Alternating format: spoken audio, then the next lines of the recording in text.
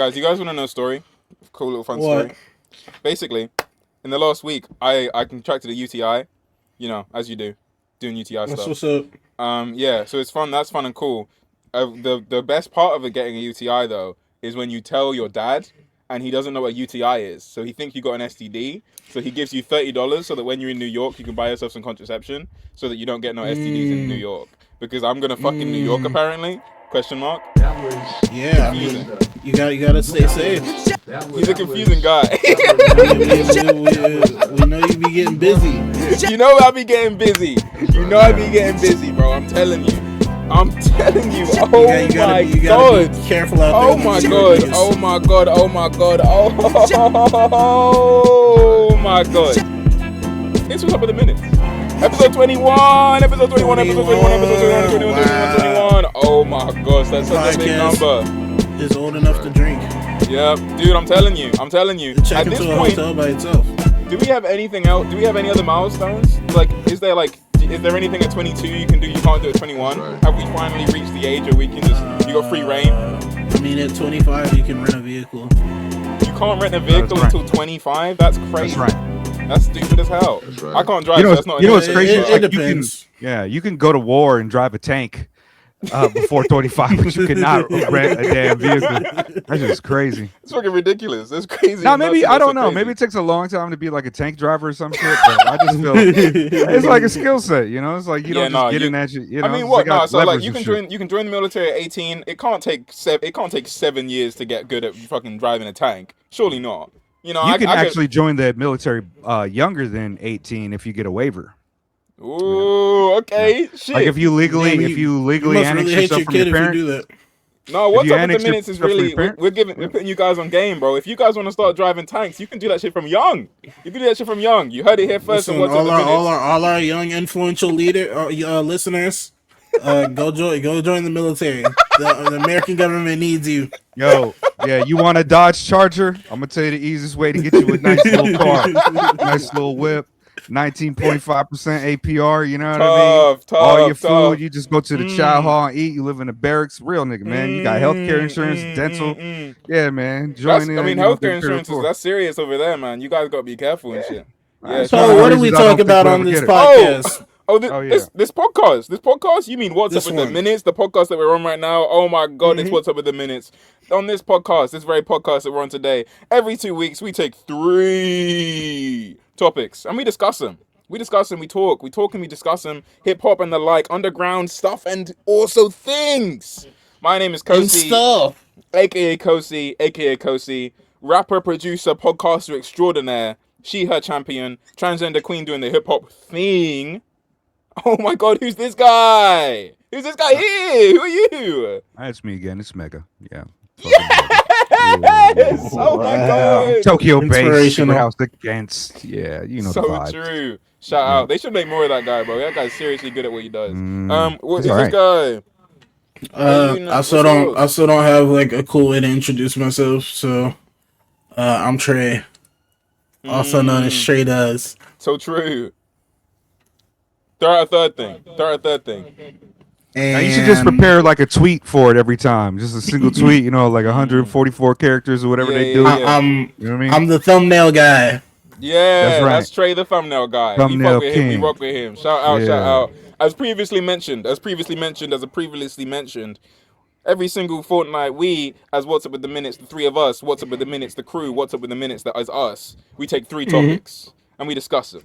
And this week, our topics are as follows. TREDOES, tell us what yours is. Tell the good people, please. Well, this week, I felt like we stopped pussyfooting around the conversation and finally talk about the greatness of possibly the greatest artist, MC, rapper of our lifetime, Quelle Chris. Yeah, your mic is crazy right now, bro. You gotta turn it a little bit.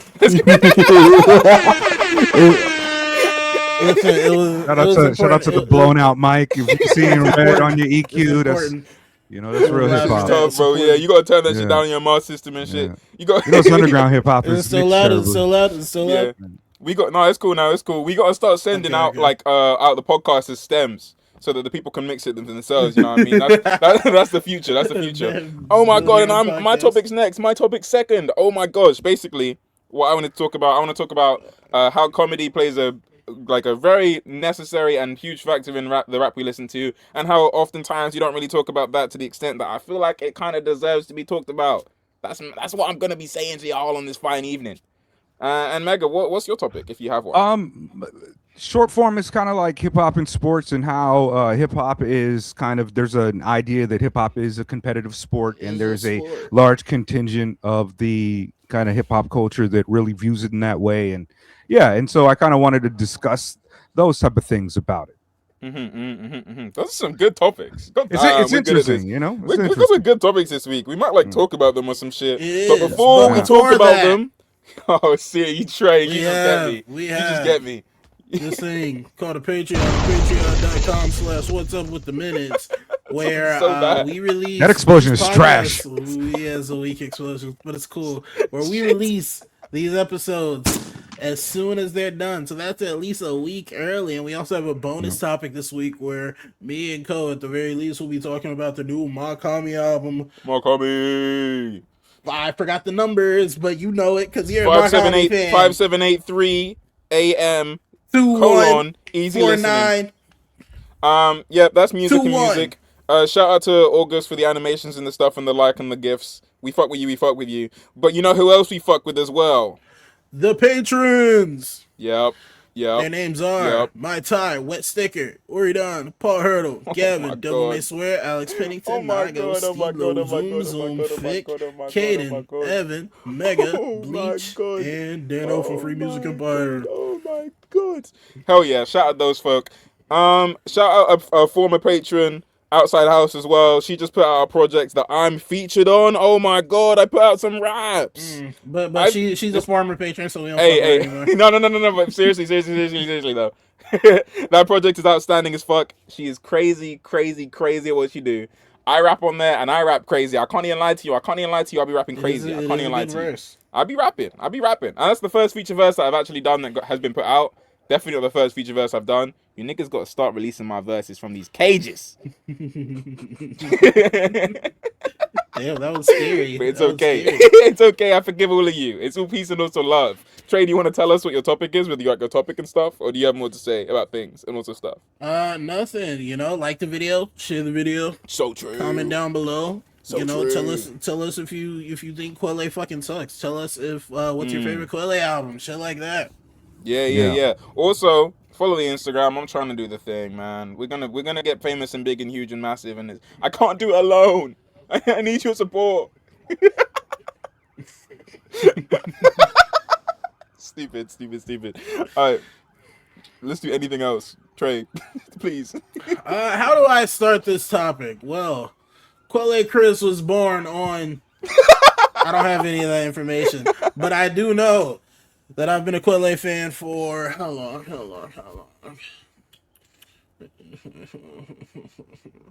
Yeah, I ain't about 9 years at this point. About 9 years. You say 9 years? 8, 9 years, nigga, something bro. like that. You the oldest nigga. Something like, bro, time goes by fast. But in that time, I have. No, it's 8 years.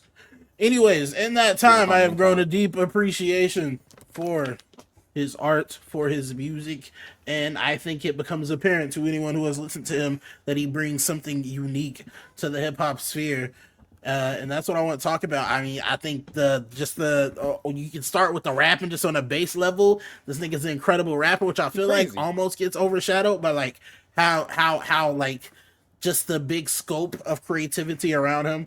But like the nigga can rap his ass off. He has one of the craziest flows to me. Just the conceptual work, the way he can speak to things in the most obscure ways or in the most unique ways. You know, he's not gonna give you the woods breakdown. He gonna mask it under some funny shit. He gonna mask it under some comedic aspects even. Oh, he's foreshadowing. You know, all the interesting topics and the like. So I don't know where to start with this. How about what is your favorite Quelle album, Ko? Well, why don't we talk about how we each got introduced to him? You just said that you've known him for how many years? What was your first album that you got put on? My first album was Guns. I feel like Guns made some waves for him. And it was like I mentioned last episode, it was through Dead End Hip Hop. They released the review for Guns. I was like, what the fuck is this? And I think Guns, I always whenever someone asks to get into Quelle, I usually push for Guns because I feel like Guns it's a little more subdued than his usual things. It feels somber in a lot of respects.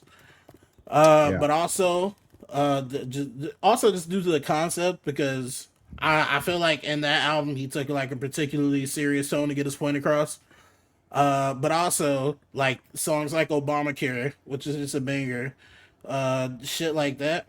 That was kind of the appeal for him for me for a while, and then I started working backwards from there. And the thing about Quelle that I love is like the more you listen to him, the more like his personality opens up, and you get more to engage with. Absolutely. Yeah. So I started with Guns. I will go next. I'm jumping in because my story isn't nearly as it's not cute. It's not cute. I basically I remember I was on hip hop tour at the time, and when Kendrick was dropping Mr. Morale and the Big Steppers, everyone was like, "Oh, and this other album's dropping. Who's this Quelle Chris guy?" And then I was there like, "Oh, okay, sure. I don't really like this Mr. Morale album. I'm gonna check out this Death Fame thing. Death Fame I was might your as well. first Quelle album? That was my first Quelle album when I was like, okay, I'm gonna listen to a full Quelle album. Like that, like I'd heard him before. I'd heard loads of features from him. I'd peeped a few Cav albums before then. I'd already heard Lemonade by then. But it's like that was the first time I was like, okay, I'm gonna listen to a full Quelle album. I listened to that shit. I was blown away. That nigga is good. Yeah, he makes good music, in my opinion. I think that's one of the best albums of the decade. I love Death Fame. Yeah, seminal as fuck. Is that the phrase? I don't know. It's good music. So seriously, like that album is fantastic. I remember my corny ass 16-year-old self being like, "This is the better album that dropped today." By the way, on Snapchat, I didn't have that shit on me, bro. I can't lie to you. That was a bad time of my life. But now we up. What year was that? 2021 or some shit? 2022. And man, that people around me had Snapchat, so I had Snapchat. I'm off that now. I'm a new person, bro. I'm big and huge. Was dead in 2017. Yeah, I've never had it. I never Snapchatted. It'd be concerning if you had it. Well, I mean, I don't even know what it is or what year it came out. Like I heard it, but yeah, I figure it's like, oh, it's one of the kids things. They're doing that today. I'm gonna just say 2017 is crazy. Because I'm listening to y'all talk about how long you've been. I'm listening to how long you guys have been listening to Quelle, and I'm like, damn, I heard Niggas Is Men and Goes to the Finish Line like 2014. I was tapped in, but also, but also, I didn't really become like a huge fan of Quelle and start seeing him as like one of the illest until Being You Was great. And what did that came out in 2017?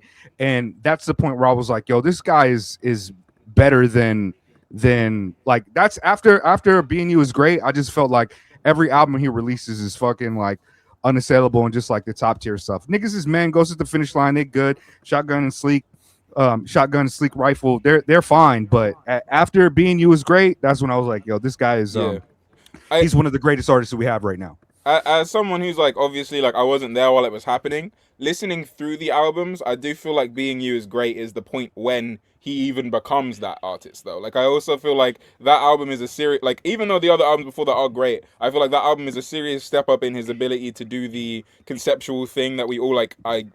For me personally, that's my main thing that I go to Quelle for, is I love the way that he breaks down these huge topics into like digestible chunks. And I feel like that album there is the first time that he really like zoned in on that in a way that really resonated with me. I go to that album all the time. I think it was my album of the year that year. I love that album. That might be my favorite album from him. Word. Fair enough. Trey, I saw your hand went up. I saw on the brief. I was saying, Being You great. I don't blame anyone for believing that's the turning point. I usually like to attribute that to Innocent Country. Well, I feel like Innocent Country, he like really leaned more into, the more weirder parts of his delivery, his style. Before that, he was always strange. He was never like a completely traditional rapper, but you could see when he was like more staying in the lines, almost on the previous work. Mm-hmm. Innocent Country, where he's doing shit like where is it, Drug Fest 2002? Like that's just a weird ass song. This is a weird ass fucking song, but I feel like he's giving himself room to do that. Even from the way he presented it with the fucking cover art, and it's just like a bunch of fucking blob characters fucking stabbing each other. And that's Mr. I Will Kill You nigga himself. Yeah. I actually, I kind of agree with you. I kind of agree with you, Trey. I take back what I said because, yeah, him working with Chris Keys was kind of like, oh, there's something artistic about this. It's a little different than the Basquiat you see in his, yeah, yeah.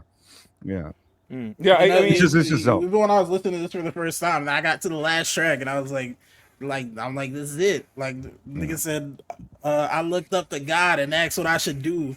He said, get money. I said, I ain't true. Like, I was like, that's the goat. I like that's the goat. That's the goat. Like, what else can you even say? What else can you even say? That's crazy. Yeah, I do think Quelle's in a really interesting spot as an artist because of that type of stuff. Like when we say I think his brand of quote unquote weird, like that was Trey was bringing up before, is in a very different spot to a lot of the artists that we like revere and talk about all the time. Like I think the in like the way he uses his voice, the production he's under, and the way that like operates, I feel like I'm trying to even think of the example of the song I'm thinking of right now, but like he does like a really strange voice on I think King in Black on Death Fame when he's like speaking really like we kill hip hop like that thing there. Like that's something that you don't catch many folk be doing, especially a nigga with, niggas with voices as deep as Quelle Chris. You know, like his approach to like being really dynamic with what to a lot of other rappers would be quite a static type of delivery and flow and voice.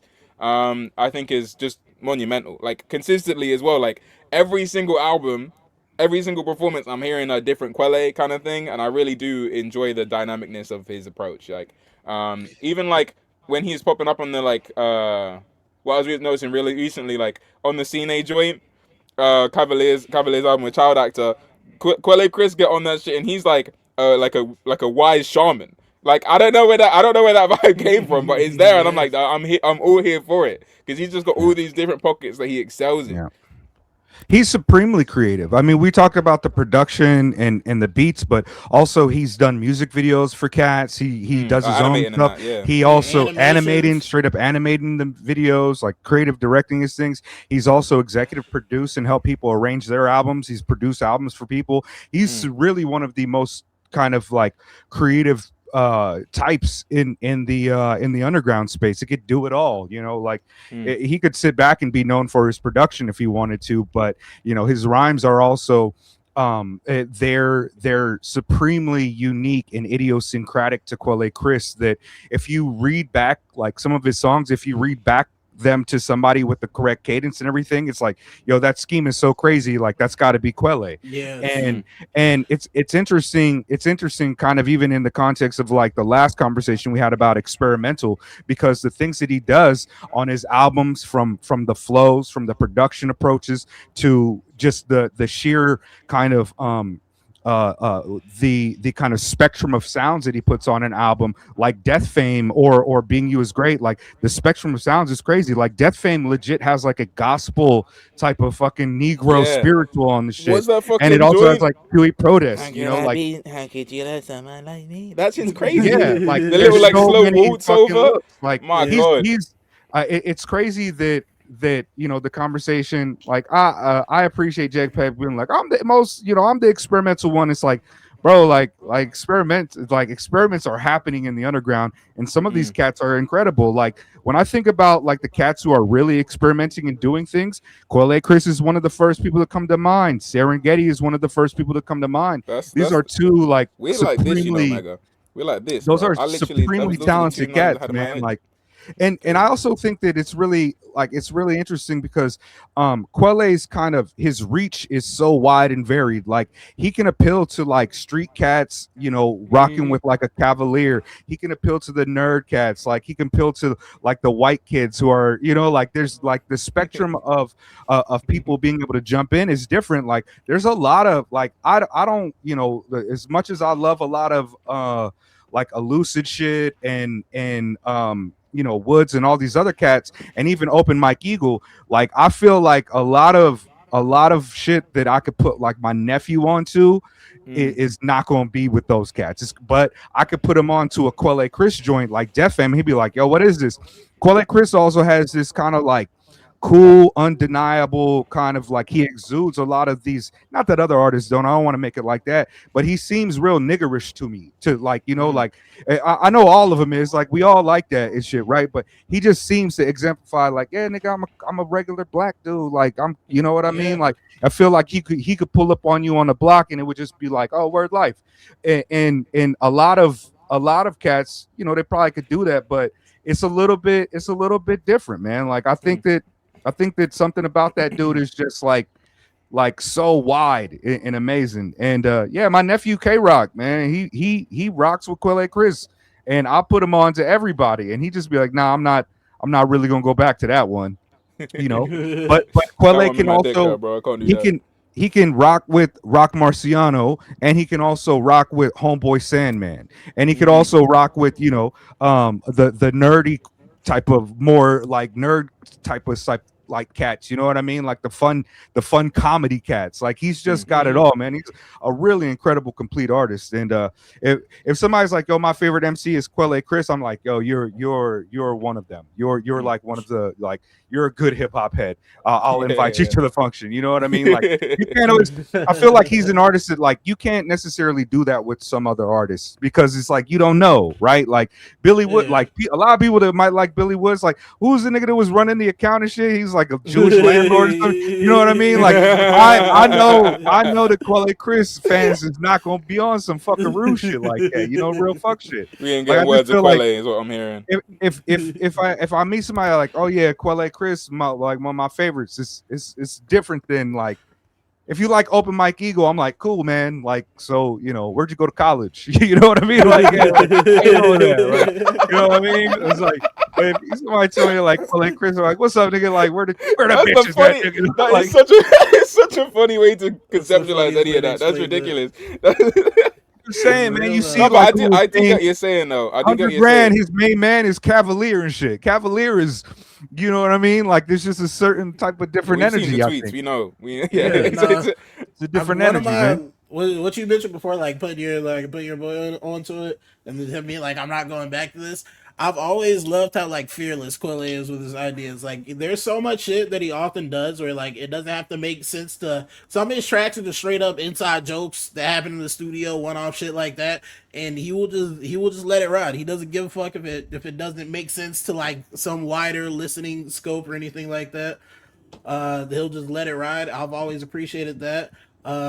Just the commitment to his ideas long term, and I feel like he just makes like such his music exists in like this world to me where it's like I don't know, it's this one big creative world, and he'll like bring up concepts from the past, like even the play on my name, Two Does for TV, the Two Dirt for TV series that goes from the EP to that's the joint with he's a joint with DiBiase in that series, right? Bro, that shit's so tight. Oh my god, bro.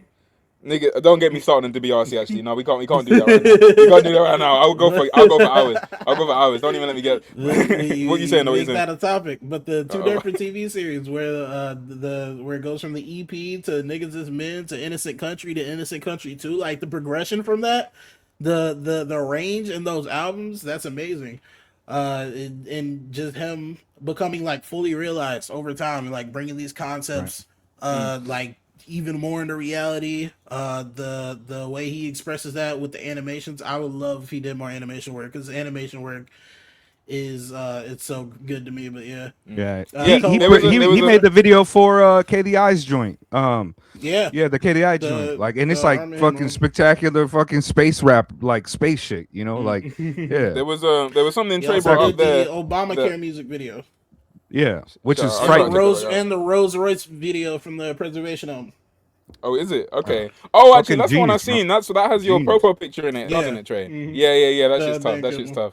What was I saying? Yeah. There's something Trey said there about like Quelle's kind of like commitment to the world that he's built in his art, and that's something that kind of is one of the things that when Mega brought up Serengeti beforehand, that's kind of one of the things that I feel like those two as the people who I feel like are doing the most like I don't know if world building is the correct term, but like the stuff that they do in their work feels very like singular and contained in a way that I feel like is really like really impressive to me. When you have the one thing that you're like, I'm gonna explore this for your entire time, it's Wow. Okay. It's easy. I think it's quite easy for that to kind of devolve into. This is distracting me crazy, Mega. Oh I was my doing it god. on purpose after you said wow. I was like, What was okay, real quick. Where was I? What was I saying? Serengeti. Yeah. Basically, just like Quelle's approach to, okay, this is the one topic I'm going to explore in full, in detail, and then even if I move on to the next topic in another project, the context of the previous projects that I've made is still within and brought within that, is like such a dedication to the craft and building a world within his raps that in a way that I really appreciate, and that's one of the things that make, like, when I'm listening Open to Mike Quelle, Eagle it's dope. like, yeah, Open Mike Eagle dope, Serengeti Same. dope, like those people there are like their commitment to an album being an album is something that I am like beyond obsessed with. Like those guys are brilliant, and it's something that makes Quelle such a rewarding listen as well, because once you're in like that world of what Quelle Chris is doing, it's not like you're gonna be like, oh, I'll just show on something else afterwards, because it all ties in, and not necessarily like one for one, but it all speak, like all of the albums are kind of in conversation with each other in a way that I feel like once I'm in a Quelle Chris mood, I'm listening to Quelle Chris that entire day. You know what I mean? Go on, Mega, tell him. I think one of the things is a little bit very similar to like Open Mike Eagle, because there's a very open mic through line through all his music. And I think part of it is because Quelle Chris is so very kind of like he allows for intimate moments and also kind of comedic moments where his it feels like his personal life really comes through in a way that is always kind of like tethered to track, and also the growth and things that is happening in his life that's just a little bit different than, like, I know we like there's artists who continuously put out albums and they might be philosophical and things like that, but there's something very kind of I also would agree with this about Jay-Z. Like if you've been listening to Jay-Z and you listen to music, you kind of see the personality and the growth and the type of person he's becoming along if you pay attention to it. And I get that with Quelle. Quelle for me is an artist that I'm like, when people are like, oh, I've never heard of Quelle Chris, where should I start? He's one of the artists that I'm like, over here at the beginning, kind of, like start over here at the beginning and then just follow it all the way through, because I don't know if there's any single album that truly exemplifies him as an artist as I want to praise him. I can't be like, I agree. I can't be like, this is the one that if you like this one, you're gonna love everything. It's always just like, niggas is men. It's like, oh, he rapping and doing that shit, but then by the time you get to Innocent Country, or by the time you get to Being You Is Great, it's like, oh shit, like it took a long time for me to get to I Fuck With Myself. You know what I mean? Yeah. I might kiss myself. I'm in love with myself. Yeah, and it's like that makes it just like great, man. It's good. Yeah, and that kind of trajectory is something that, like, I think is so amazing about like this isn't even like Quelle specific, but just like the like rappers who have been doing it for so long. That's something I always love seeing it. Like whenever you see a rapper who has like 9-10 albums, the way that those albums grow and progress is something I always love following. And I think Quelle Chris is has one of the most like rewarding follow throughs as an artist. You as like I know I previously said that like Being You is when I feel like it all came together, but I don't mean that to say that before there was nothing there. I fully mean that. You said you hated him before that. Yeah, that's what I'm saying. I have right? I have no good things to say about Quelle pre 2017. I'm evil right now. Is what it is. Damn. Yeah. So, well, I mean, like the growth, for it to happen. the growth there. Like, as much as it's like, okay, I think this is when it fully like realized. There's still like brilliant albums before that, and like flashes of brilliance. Like what's the joints with Denmark Vesey he had, like 2009? I'm trying to think of the Crown Nation, something like that. Yeah, Crown Nation. Yeah, like those, I don't necessarily like love that project, but there's so much like there that I'm like, this is so important to the growth and development of this artist, and being here and witnessing this and seeing this as a historical artifact, as well as some really dope music, is something that it just always like draws me back to Quelle. I think the extensive discography is a huge bonus for anyone, but especially for Quelle. Yeah, man. And, like just on a personal level, like what I've always loved about Quelle is that he feels all of his emotions and he lets that breathe through like all of the music. So like even even just him being him and the way he like the weird ways he expresses himself, he like him tackling like how that's ostracized him in his life from like certain people and like just navigating that. I've always appreciated that about him. I also love like how collaborative he is, and how much he just like includes other people like Cavalier, Moselle, who I didn't know till recently was his brother. I didn't know that at all. Yeah, I didn't know that either. I didn't either. They're terrible. But yeah, his brother went missing.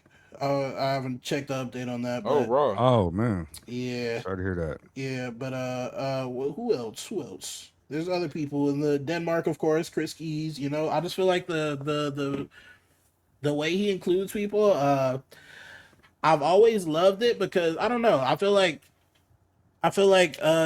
he really believes in like the collective enrichment in that way. In the way like even with Innocent Country too. That felt like really just building something like a collection of people. Sure. And I've always loved that. Yeah, I do think, and he's also a phenomenal writer. I feel like he's the niggas sleep on it because like his pen is crazy. He plays up he's the amazing writer. Like nigga, hold up. I think his writing is the thing that I know him for the most. I'd say like in terms of the thing that I appreciate from him the most is like the way he can tie all these conceptual things into one project. I feel like the writing is definitely the thing that I am returning to more frequently.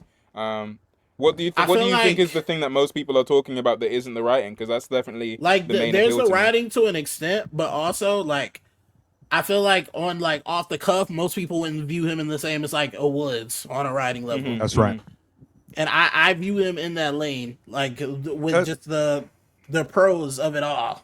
You know, he's very like his style is very relaxed and kind of nonchalant that you could kind of lull yourself into thinking that he's not fucking bombing, but he's got so many schemes. Like you go through his catalog, he's got so many rhyme schemes on his features. It's like I've never heard a whack verse from Quelle. Everything is always fucking like him doing something that is just really really different than his contemporaries, like again, like a singular styler, like a bastard styler. He is one of those luminaries that you can trace, like the tradition back to people, but he really fully formed and came into himself to the point where it's like, nah, he don't fit into the same. Like he's a singular unit in this hip hop shit. He doesn't sound like anybody else, like he's reached that level where it's like, oh, this fool kind of sound like you, I could relate it to this or that or this, but now when it comes to Quelle, it's like, bro, it's just like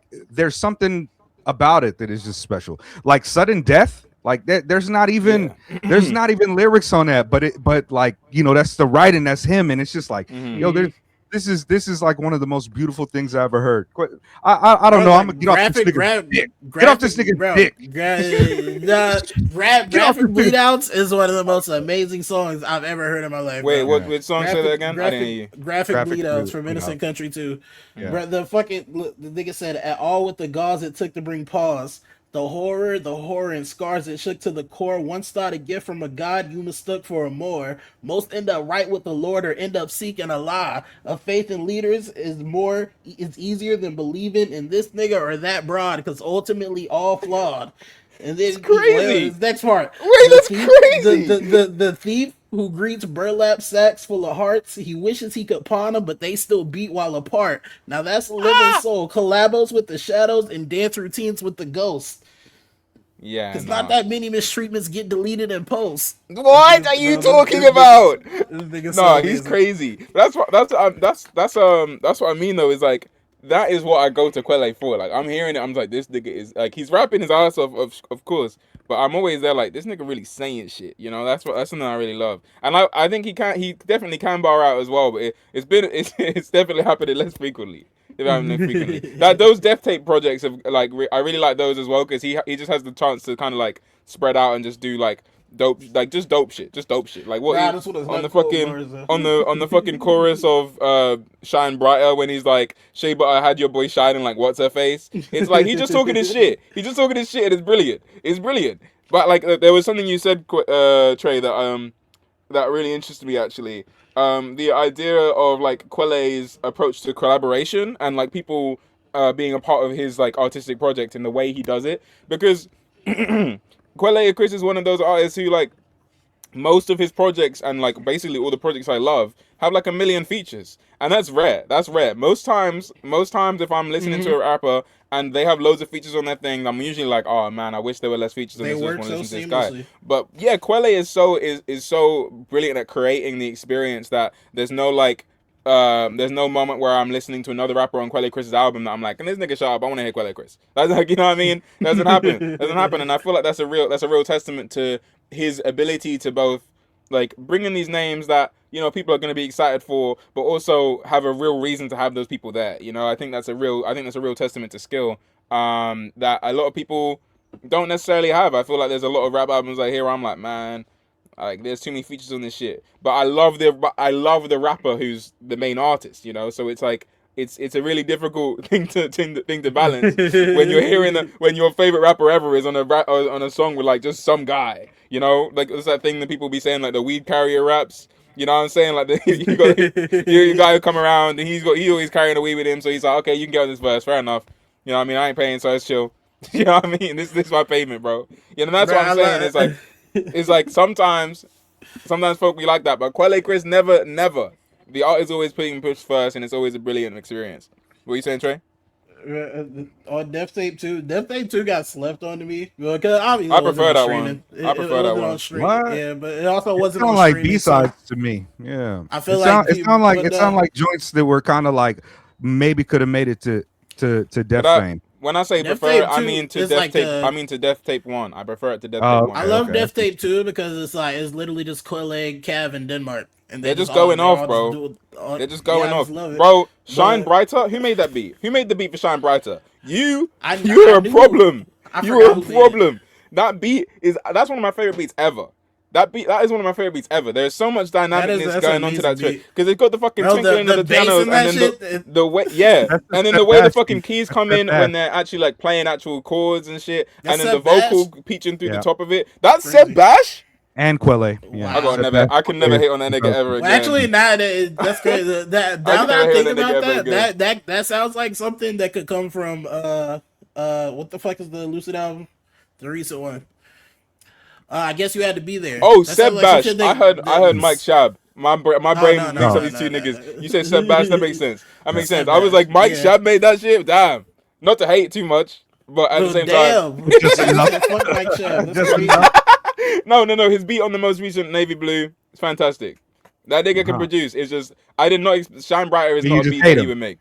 You hate him, and he hope he is like has ill fortune. I don't like his raps, but I don't hope him. I don't wish him harm. I don't wish him harm. I don't know them like that. If you just the Glaze Quelle's flow, I can't describe it, but listen to Oh Shit off Everything Is Fine with Jean Grey. Listen to what that nigga's doing in that verse. Listen to the way he's like fucking rolling his words to make the bars work. Like this nigga, he's crazy. Yeah. Yo, I mean, that whole album's brilliant, by the way. That's a fire duo. We're like, not to be parasocial, but like, just because I've never had it confirmed for me. They were married, or are they still married? Gene and him. I heard they were married. Then I heard that they weren't together, but nothing beyond that. I only found out they were married but Jean Grey is just one of the greatest of all time. Yeah, she's if he was really married to her, like this nigga really killing, bro. Like that just kind of makes you even doper. Like you feel me? Like it's like she like I was talking to like on the last video I made, my solo video, the 2002 joint. I was talking about her album Attack of the Attacking Things, and Jean has been my favorite MC since at least 2002. My favorite lady face MC. You know, and so we got a drought. We got kind of like a lower number of them, of course, but Jean has been one of the illest of all time. And for her to kind of come back and be on that album with like one of my favorite artists, Everything Is Fine was fucking wonderful. Even the weird video, you know what I mean? It's like fucking Gold Purple Orange is one of my favorite songs of all time. They're fucking great. Like both of them were so brilliant. Like I really hope, because if you think we haven't really got a Quelle solo album in like 4 years, 5 years almost, right? He dropped an EP recently. I wasn't. That don't count. No, I'm agreeing with you. I'm saying it's been too long, and he needs to come out right now, bro. We had tell us what you've been working on. Well, we had the two Death tapes, right? Black Cottonwood, and then We Gonna Need Each Other. We had those two, and then and what? Solstice? I guess There's one to say Solstice. I don't know if I got into that. I don't know if I heard that one. Solstice is it's an EP. It's not his EP though. That's Finch. That's a different guy. He's Quelle Chris is on it. But yeah, no, I do see what you're saying though. There definitely is like it's just been a while, man. It's just been a while. We miss you. And it's interesting because for me it's like I don't audiobooks now. What? Say again? You making she be making books and shit. Oh, I thought you meant Quelle. I thought you meant Quelle for a second. Jean Grey be making audiobooks. That's tough. I know I heard she quit rapping, and I was like, that's a mistake because you gonna rap later. Tired of you gonna rap. You gonna rap. Somebody gonna rap. Shit. Now, all praise to, all respect to her. Plenty much love. They're just two tremendous artists. What would you guys like if you were forced to come up with some type of criterion and had to choose your favorite 3 or 5 albums? Like, what would be your number 1, 2, 3, 4, 5 or whatever like this? Too many. Yeah, let's go 3. Let's go 3. Let's go 3. Okay. I'm gonna go.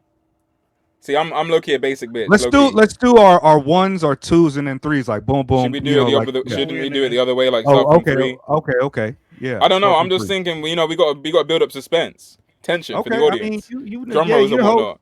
No, we don't have drum rolls anymore. I tried to use gunshot, the little gunshot shit we got, man. That gunshot was so trash. You couldn't even hear it. Like, hold on, man. Trey, where's the gunshot? Hold on, here go gunshot. Trey was last week. Be very quiet. Nah, listen to the gunshot. It could be worse. I've heard worse gunshots. I heard car backfire and fire sound more than that. I could make a harder gun sound than that.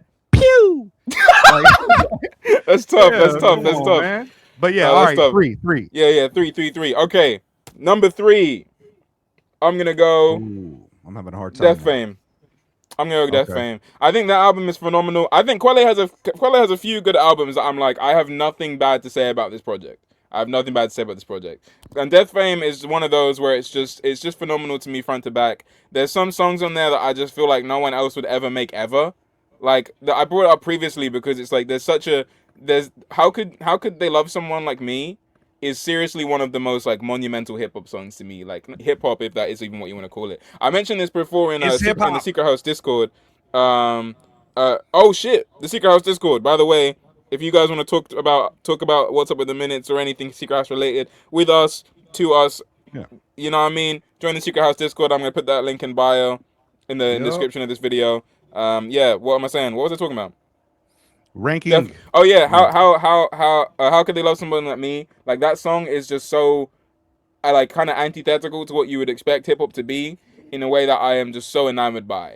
Similar to like how I Love by Car is in it, like it's in its own other realm to what a hip hop song is said to be as like a platonic ideal. Like he moved like the envelope is truly moved by a song like that. I think. Really brilliant. What you been reading that got you mental looping platonic ideal? Because I feel like that's the second time I heard you say that. Nigga, that's fucking no. That's not. I be having conversations with Outside House, bro. She got a vernacular. Okay. she got a vernacular for sure. She's a Discordian. Shout out to her. Super mega dope. Yeah, that's fuck. I love Outside House. Yeah, that's the homie. Yeah. What you got, Trey? My 3 is probably going to be Innocent Country 2. I was struggling with this or Guns, but Innocent Country 2 is going to be my. It feels like I'm going to have a lot of overlap right here. I can't lie to you. All right, go on. All right, it's like, sudden death is just, it's monumental. Fucking. Also, there's a line on Make It Better where with Star Bubsy, which I love. I even love her singing on that, even though she's talking about like hanging out with Oprah and shit. She's talking about like an imaginary like all pro black fucking function. It's a beautiful song. But Quelle says, what does he say? He says, now what they call abstract is what we simply called lyrics. And I think that that's such an important thing to be espoused because, it's like we got all these stylers and a lot of times you put them up against the competitive rapper types who are using like breaking down bars. They got to have the entendres. They got to have the, the illusions and shit like that. And they'd be like, oh, that's abstract. It ain't really be saying it. It's like, nah, man, these are fucking styles and they generate. And I like when people emphasize the fact that the level in which people usually have a criteria for bars is similar to more battle rap approach or Royce or Eminem or the sports aspect of how to craft bars. I feel like it's important to put it down. It's like, man, styles. This is just lyrics. What he's doing. It's not abstract. This is hip hop. You just ain't got the right type of rhetoric for this. You know what I mean? You ain't really a fly. Like that, you ain't as fucking. Like you don't know. You're not a jargonite. You don't know the language. You know how to flip something new and put an emphasis on some shit. You might have a vocabulary, but I mean, you don't have masterless styles, man. I mean, figure it out. You know what I mean? So I like that. So yeah, I'm going Innocent Country 2 as my 3. Shout out. Trey, what's yours? My 3rd. I'm weird. I'm going Ghost at the Finish Line. I have so many memories. I have so many memories listening to that project. That was before I started doing the daily review shit, and I was finishing up school, just bumping that album every day. I love how hungry Quelle sounds on it. I love it's also very black in a way to me. But I don't know. It's hype. It has it's very funny. I love What Up. Super Fuck is amazing. The hook on What Up. The nigga said, "Come on, style bitches." I love yelling that shit. It's just hilarious. You was playing Super Fuck around Mom Dukes and shit. Mom was just like, "Oh, what's this?" He's like, "Oh, this is a very artistic artist. He's such an amazing Renaissance man. He's a brilliant Negro." Definitely not that one. Also, Undying, another example of Quelle's flow being stupid. Nigga just going off. Bro, I love the way he starts that song, bro. Ghost at the Finish Line. That shit was a mellow music joint, right? That came out on mellow music, I think. Yeah. Mellow music, indeed. Shout out. I told you, I think that might be how I kind of got hip to it, to be honest with you, because I feel like it might have been coming out on mellow music. Because I can't remember which one I got first, but I know it was when it was out, and it was both 2013 ish. You know what I mean? So I was like, I picked up Niggas Is Men is one of the greatest album titles of all time. It's like up there with Fuck the People. And yeah, it's just tremendous. But yeah, Niggas Is Men, Goes at the Finish Line. I respect it, Trey. I see where you're going with it. You're a real head. Yeah, you're not with the fuckaroo shit. I'm not gonna ask also, you what college you go almost to. Almost feels like a callback to Death Fam almost feels like a callback to Undying, you know, and now I think about it. Because he has a song in there where he's like, I thought you do it for the love. Well, nigga, I'm a life. Yeah. And since it's all connected, then I guess you got it right. Power. But yeah, he's just going off on that track. Yeah, Goes to the Finish Line 3. Cool. My number 2 pick is Innocent Country 2. As already said, I'm a basic bitch. I'm regular, normal. This project is just brilliant. Everything that they say about this project is true. Everything they say about it is true. There's not a single song on here that I'm not like, damn, this nigga got it, bro. This nigga got it. And I feel like as we're doing this, we have to shout out Quelle Chris is phenomenal. Quelle Chris is phenomenal. Oh, yeah. Literally, the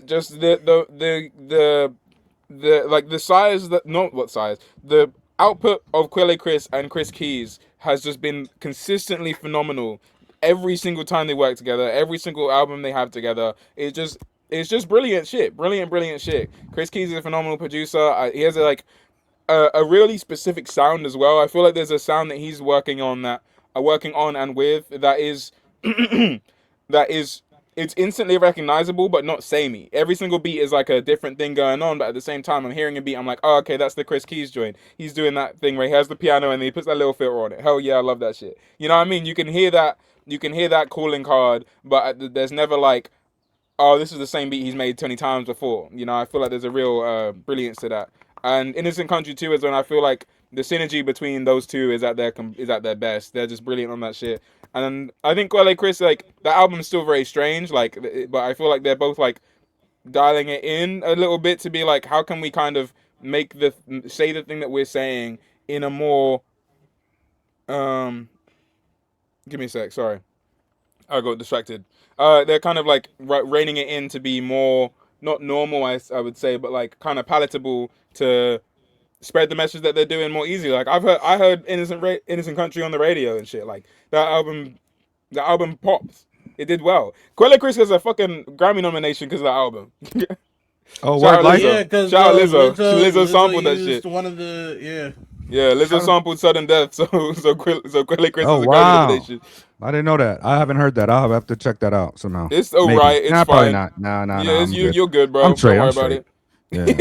I barely got to the mock shit. I heard like 4 tracks of the mock, and I was like, I'm not gonna listen to Lizzo. Don't trip. I don't got time for that. Shout out to Lizzo. Mega, what's your number 2? I was struggling, but I'm gonna put Death Fame. I'm gonna put Death Fame there. I love Death Fame. There's a couple tracks on there that are fucking eternally ill to me. Q Protest is fucking amazing. And it's just like cohesive. Like to me, it kind of felt like a high watermark for Quelle Chris. And the only reason it's at number 2 is because my kind of nostalgia and how often I go back to my number 1. But fucking Q Protest with fucking it's got the joint with like Mo Ruff and Pink Seafood. Yeah. And also it's got the joint with fucking Navy Blue, So Tired You Can't Stop Dreaming. Oh my god, those beats are so crazy, man. That album is so good. Nigga. What the fuck? He said, if heaven's got a ghetto, hell's got a resort. Nigga, what did this guy come in? He said, I think it's Mo Ruff. He comes in saying, whose man's is this? Something. Pull Like, up to the function, like an evangelist. What are you talking about? Oh my god, that's the craziest shit in the world. That's insane. He's crazy. That bar is ridiculous. So I remember the first time I heard that bar, I looked around like this. I was like, what? Yeah. What's happening? That shit's crazy. Sorry for yelling. My bad. I got excited. Nah, it's amazing. Yeah. Shout out Mo Ruff too. Mo Ruff is ill. Yeah. I gotta check more. I think Mo Ruff is from Baltimore. I don't know because the homie that put me on a Mo Ruff, he's from Baltimore. So maybe I thought that's why. But yeah, Mo Ruff is ill. I've actually never tapped into Mo Ruff. What would you recommend? I don't know anything off the top of my dome like that. I just know that I've heard a lot of stuff from him, and I felt like it was fine. It was dope. I mean, He also this is one of the illest shits, Okay, also, I could barely remember. Y'all asked me, what was the last Elucid album title? And I was just like, when do y'all get that, please? Because I ain't remembering shit. I told you I had mad ideas for the pod, but then I went out Saturday night with the God I Kill, and we was out. We was like, let's make it easy, like a nice early night tonight. We'll get home around 11 o'clock. Me and this fool I Kill, we was at the park at like fucking 4 a.m. rapping and shit over that fucking See, look, that's what life's all about, Maga. That's what life's all about. We was rapping over that cameo shit, yo. It's like we was just rapping over like. We'll talk about it. We'll talk about it. We'll talk about it. We'll talk about it. We'll talk about it. It was crazy. We'll talk about it. But anyways, yeah. Number 2, Death Fame. Trey. I don't have Death Fame, but look, I love Feed the Heads where Quelle says, if I'm ever choked up, then it's probably the buzz. And if you heard it and you bugged, then it was probably us. That's crazy so in ways crazy. like Martin rocking the pajamas to clubs. Drama got my mama trying to beeline to the church. This is the thing. Crazy. Like he also just be barring out. He got this crazy conceptual shit, but he just can be barring out. You could just flex on you real quick. If you heard some shit and it makes you, it's probably us. What are you talking about? Nah, like for 2, I'm gonna say Everything Is Fine.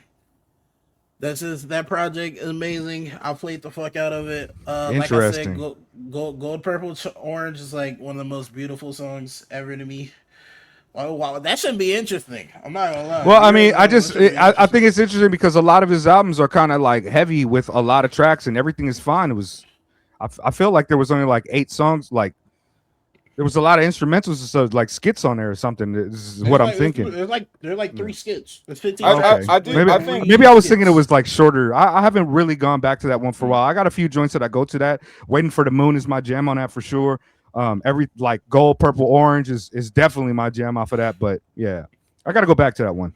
Yeah, this whole conversation has made me realize like as much as I really like Quelle, I don't like no Quelle. You know, is what I'm realizing. Like I've definitely got artists I definitely got artists I like less than Quelle, who I would say I'm more familiar with their work. You know what I'm saying?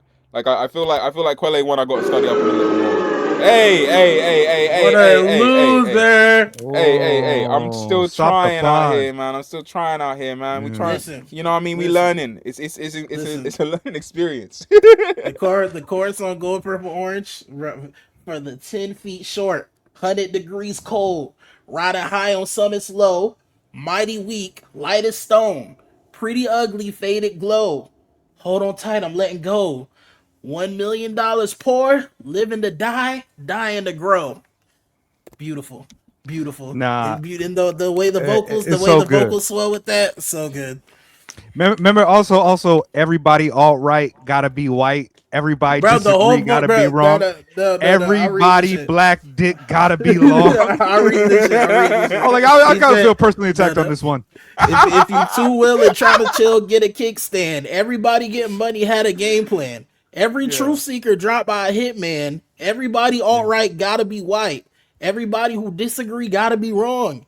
Everybody black dick gotta be long. Every mixtape drop gotta be free. Everybody from the hood gotta be G. Every young nigga got a deadbeat daddy. Every independent lady attitude trashy. Oh my God, every Jew golden rule gotta stay filled. But also he don't feel like he gone as that fucking Nation of Islam like exact rhetoric. He's funny with it, man. No, because the whole track is like fucking amazing, stereotypes bro. and shit. You can't. Yeah, I mean, yeah. I feel like the point, the like that joint is definitely like that. You gotta wanna fuck. If I smoke squares and they gotta be potes. I try to smoke a Newport. Number 2. Yeah. Hell yeah. Don't ever smoke a Newport. And my number 1 is Guns. I like Guns. Guns is the album for me. Guns is the album for me. I feel like Guns is the album for me. Pardon? I feel like people sleep on Guns. Really? I feel like Guns is one of those joints for me where it's just undeniable to me. Yeah, fair enough. That is. It's always BU is great. Innocent Country too. Word. Yeah. You're right. Those are definitely the ones that I hear about more frequently. But it's just the album is I think the concept thing done to like the concept thing that I keep on alluding to about Quelle I love so much. I think Guns is where that fully shines and is just so brilliantly done. Like the whole way that the the idea of both Guns is tying into this idea of grief and stuff like that. Like it's so brilliant. And like me and Shemai had this conversation about how like blackness and grief are like so like intertwined in their perception, and especially in like hip hop and stuff like that. You can that is such a frequent like not cliche but like trope of the genre. And I think that Guns is where that is like fully exemplified. Like you have all of these bars that are kind of dissecting hip hop's relations to guns, his relation to guns, the world's relation to guns, America's relation to guns, and then in the same breath, it's analyzing how the relation to guns is actually killing people. Like it's actually taking people from us, you know. And I think that the way that Quelle is doing this on here is so amazing. And then to top that all off, with "Will You Remember Me," is like it's so potent. It's just such a powerful, fully encapsulating message. You know, like it's so brilliant. That Guns is just that album to me, bro. Guns is just that album to me. It's a straight shot from here, nigga. Oh my lord, don't kill me. Straight shot is crazy. Oh my gosh. Nah, one of my favorite Woods lines is "Will you remember me like the Quelle Chris tune, or will I reminisce over you?" My God, I just like that. I mean, it like. The title track of Guns is so dope. What do you say? He says, "Just because you packing out here, lax fam, you ain't cool." Oh my God! Granny keep a 45 right inside the glove box. Granny inside his fur keep. Yo, that like I've played. As a DJ and DJing at events, I've played more stuff off of Guns than I have any of his other albums. Like that joint Guns right there, that shit just goes well for the hip hop function. That song, people are just like, this is not supposed to be. This is too smooth. Why is it so hard? Like, how does it sound so beautiful, but it's so ill? I have a hot take. I'll be in your city. I have a hot take that I don't think should be hot. The new Box of Wheaties beat is better than the original, bro. I don't even remember those. Shouldn't be a hot take. No. Well, maybe I haven't heard the new joint enough because I had purchased the album. I had it on my phone. So when people was like, "Oh, they took off the old shit," I was like, "Nah, not for me. I got that shit on my phone. Like I got the original, and I like that one a little bit better." Yeah. Oh my God, bro. Yeah. But that's also what I'm saying, like, you know, I think Quelle, like, he can also be quite palatable. Like the Guns like title track is just a banger. Like as much as like he's saying a lot on that thing, there's also just like that beat is so tough. No, like you play this to any hip hop fan and they're gonna be like, oh shit. Those keys are fucking beautiful. It's crazy. Yeah. It's insane, man. Yeah. I usually bring that one in. Yeah, I think so. I usually bring that one in right after I play a Kiefer track, and they go together so well. And Shout this is out. like people Yo, be like, shout out "Oh, we Kiefer, playing bro. hip hop beats. We playing hip hop beats. Oh, okay, I see what this guy Mega is on right now." And then I hit him with the guns and like, "Oh, I didn't realize we were real like this." And then all their girlfriends start coming up to me and be like, "Mega, babe, I wish I could be with Mega more often." I'm like, "Shut up, bitch! Get away from the DJ booth. I'm sick and tired of all of you." The Mark Bessie verse. Oh yeah, and box of Wheaties, so good, bro. So good. Yeah. Okay, quick pause. I fucking love doing this shit for you with you guys so much. Oh my god, that's so funny. That's so funny. Mega just going off on the saying these guys are coming out doing the DJ thing, and Trey just be like Denmark Bessie, right? I'm gushing, bro. I'm just over here gushing, bro. We need to end this topic. This topic's been going on for almost an hour. Right. But it's so good. Number one. What's yours? You didn't say yours. Yours, Mega. Is it also guns? No. Mine is being you is great. I wish I could be you more often. It just got so many joints on it that I fucking like that I go back to. It like for a long time. This is kind of like my stress relief album. I used to go to Calm before. And that was just like my shit that I would play to keep myself calm. In case I lose myself in the crowd, the lyrics are like all of the shit is on that. Popeye is dope. BS Vibe, fucking Birthdays with the Swarvy, like man, it's so crazy. And also, maybe my favorite fucking Homeboy Sandman verse of all time is Pendulum Swing. He's so crazy on that shit. He's so crazy on that shit. I love Sandman. So I gotta repeat that bit, surely. I wandered down the mountain with a mouthful of man. He's fucking crazy. I need to find it. Hold on, I can't even remember. Hold on. Trey, say your favorite album is, I know I said a lot of niggas say this, but I'm sorry, I gotta be Innocent Country too. In this, any of these are interchangeable. Like, not gonna lie, number 3, that Ghost at the Finish Line, and Innocent Country 1, those are interchangeable. All the shit interchangeable. But Innocent Country, just an amazing project, deeply emotional. The writing, I love how it's like a sitcom and like you like follow the story like Quelle, almost like in this like sitcom drama scenario. This is random as hell, but another reason I've always loved Quelle, and it comes up on Innocent Country too, is he talks about how niggas roast him for having a nasally ass voice, and I'm like, bro, I feel seen. I remember you saying that ages back, because I didn't even know what nasally. I remember, we're having this conversation. You guys talking about nasally voices. I don't really know what I'm trying to figure out what nasally voice is, and you guys are giving out examples, and then I was like, oh, Quelle's nasally, and then Trey was like, yes, he is. Yes, he is nasally. Bro, I felt seen, bro. I felt seen. We working with you, Trey. We working with you. Megan, did you find the quote? Oh, of course. Yeah. I mean, but like, it's like, he says, I introed the other side of the window. Look out for me at the outro, give him counsel, and wandered down the mountain with a mouthful of powerful symbols.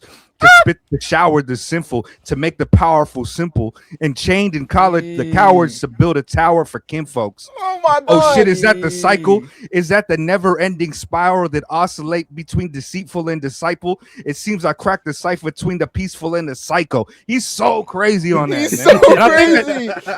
It's so crazy. I exit the telephone booth with my emblem blinging.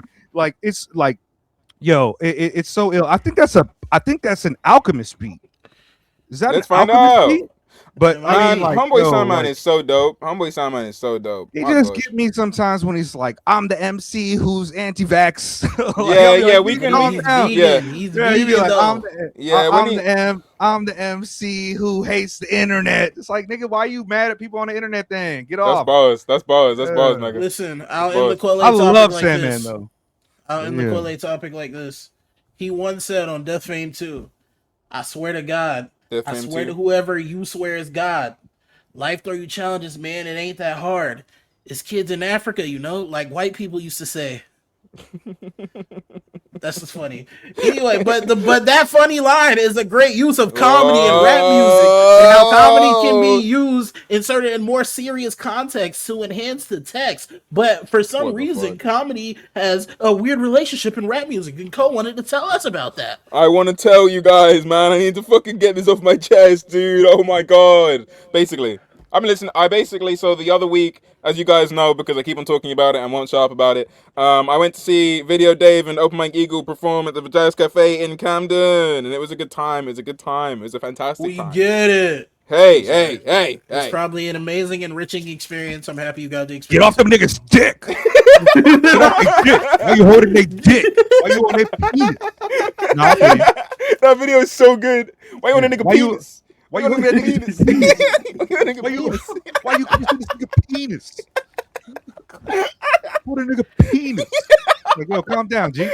But your look on your face is so serious. I'm trying to fuck with it. He put crazy plosives on that shit, bro. I ain't never heard none of that in my life. He said penis is a hard P, bro. That's outrageous. Penis. Oh yeah. Penis. It's great. Okay, what was I saying? I almost got into a fight for some shit like that. It's like, yo, I can't say D words anymore. Y'all gonna say this pause because I'm on the nigga penis. Oh, hold on. I got it. Stop hugging that nigga penis. You embracing that nigga penis. You providing warmth to that nigga penis. You giving a very gentle hug to that nigga penis. Stop hugging that nigga penis. I love that. I love that. So tough. That's my dog. He looked kind of like my nephew Rock. It's like, yeah, get off this nigga penis. It's so tough. That shit's so tough. What was I talking about? Oh yeah, comedy and rap. I saw Open Mic Eagle and Video Dave. And Video Dave's set really resonated with me. I was thinking about it a lot after, and I've been thinking about it a lot. Like, it's just, it was basically, he was doing like this, like PowerPoint presentation while doing this shit. Like, it was going between the music videos and him explaining his artistry and doing like, kind of like a stand-up between each song, between each song. And I was really thinking about it, like, he's putting a real focus on the comedy aspect of hip-hop here. But that's always a factor. That's always in there. Punchlines are in the DNA of rap, you know? All of these like references and things that might not make you like actually like laugh out loud, but the attempts at humor are foundational to rap, you know? Foundational to rap and are embedded in most of the artists we like. Most of the artists we like, we got a few lines where like, oh, that nigga was funny when he said this. Like, this is a super common thing for all of these rappers to have elements of humor in their stuff. But I feel like the idea of comedy being something you would like talk about specifically as a thing that a rapper does would be seen as someone who is like imparting the discussion as something like demeaning, you know? Like if you were to refer to any of these guys as comedy rappers, like obviously they're doing more than just comedy, so I understand. There must be a genre of comedy rappers, and it's probably like 52 white people. It's like Lil Dicky and them both. But that's what I mean, like, you know, Eminem shit was like comedy rap, gimmicky, like pop cultural, you know. Yeah. And it's early Eminem at least. I think that's like I think that's quite interesting. Like we have comedy as such a like fundamental part of rap, but then you reach a certain point where the comedy is too much comedy. You know what I mean? There's a line between, okay, this is a funny nigga, and then now you're Lil Dicky and you're making fun of the sanctity of rap. You know what I'm saying? There's that line there is quite interesting to me, and like not necessarily arbitrary. I feel like it's necessary to have people who are a part of the culture who aren't making fun of it. But I also think it's interesting that we have those distinctions in comedy being a widely accepted and lauded and important part of our culture, while also having the comedy aspect of a lot of other artists being a direct insult to it. That's my TED Talk topic. Thanks for listening. Goodbye. It's been a pleasure. Like and subscribe. That's been What's Up with the Minutes. Talk with y'all niggas later, man. Transition. Would you rate it? Did you hate it? Did you like it? Okay, whatever. Hit the like if you like. What else you say? Please subscribe and please don't cry. Yeah. If you hate, yeah. So, anyways, comedy. I mean, you know, I'm kind of thinking of it like I didn't make any notes. I'm trying to think about how to approach this, right? Because it's Black culture, hip hop, especially rap. It's a tremendous part of our communities to be humorous about everything. We funny as fuck. Black people are the funniest motherfuckers in the history of funny. And you know, a lot of this entertainment industries comes off the back of that type of shit. But also, you know, the element of being an MC and controlling the crowd is also a person who is entertaining, even between the verses and between things. And so that's a tremendous part of it as well. And we do have this other part that has become kind of commodified and turned into a thing that is like comedy rappers. And a lot of those comedy rappers, I feel like they use the comedy to massage the fact that this is not necessarily their culture, and then they want to use that to break out into like a comedy career or some shit. It's like there's countless, maybe not countless, but there's several examples with that shit. And oftentimes when I come across a comedy rapper, I'm like, no, I don't fuck with that. Like, you know, Open Mike Eagle had the New Negro show, and that's comedy too, but also it's not the same as how I feel about Little Dicky and some of these comedy raps, or even the edgy type of like edgy raps that Odd Future was doing in compared to the edgy raps that like Eminem was doing. There's a little bit of a difference there, but I see that there is a tremendous through line in it, in terms that these are both art forms that oftentimes it is you alone, personal and vulnerable, expressing yourself in front of people, in front of an audience to get, and they're listening to your rhetoric and your things to see if they find what you're saying as being entertaining. And it's not like going to a lecture, because when you go to a lecture, there's an academic intent there where you want to listen and find more. But when it comes to rapping is not so much like a literary art form, it is like a rhetorical art form where you're trying to persuade people of things that you think of and how you feel, and to change the and show that your worldview is slightly tilted, but also here, get with me, understand it. And that's exactly what comedians do. There is a part of it that's a little bit different, in that a lot of comedy, there's a lot of self-deprecation, there's a lot of these personal vulnerable moments, whereas hip-hop has a kind of a stronger like masculinity and braggadocio and bravado to it. And but you know, in several ways, they're very similar art forms. They're very similar art forms.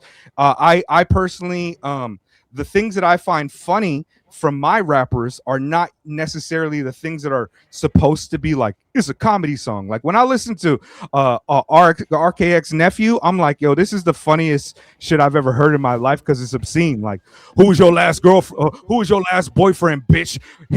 Call that nigga. Let's make a plan. We gonna rob this. Like, that's hard to me. It's like, yeah, no, my girlfriend like robbing niggas. My girlfriend like that's hilarious. But he's not a comedy rapper. You know what I mean? Like, and it's not like some fucking Fresh Prince. You know, my mom's playing like, you know, like my parents are parents don't understand and shit like that. Because a lot of that shit is breakout poppy stuff. But we do have like, one of the reasons I say that Open Mike Eagle is tremendously postmodern is because I feel that he very closely fits into a larger performance model of expression, and a worldly individual, like a comedian in a lot of ways. Yeah, with his art. I mean, I just wanted to quickly speak on the postmodern thing. Tangent, but no. I think no, the postmodern thing has come up again, and I want to like, not to get into it, but I want to like quickly touch on it. I've been trying to do the reading. I've been doing a little. There've been words have been approaching me. Not without me. Okay, my bad, Trey. You been reading? You got any words? This nigga reading tweets. yeah.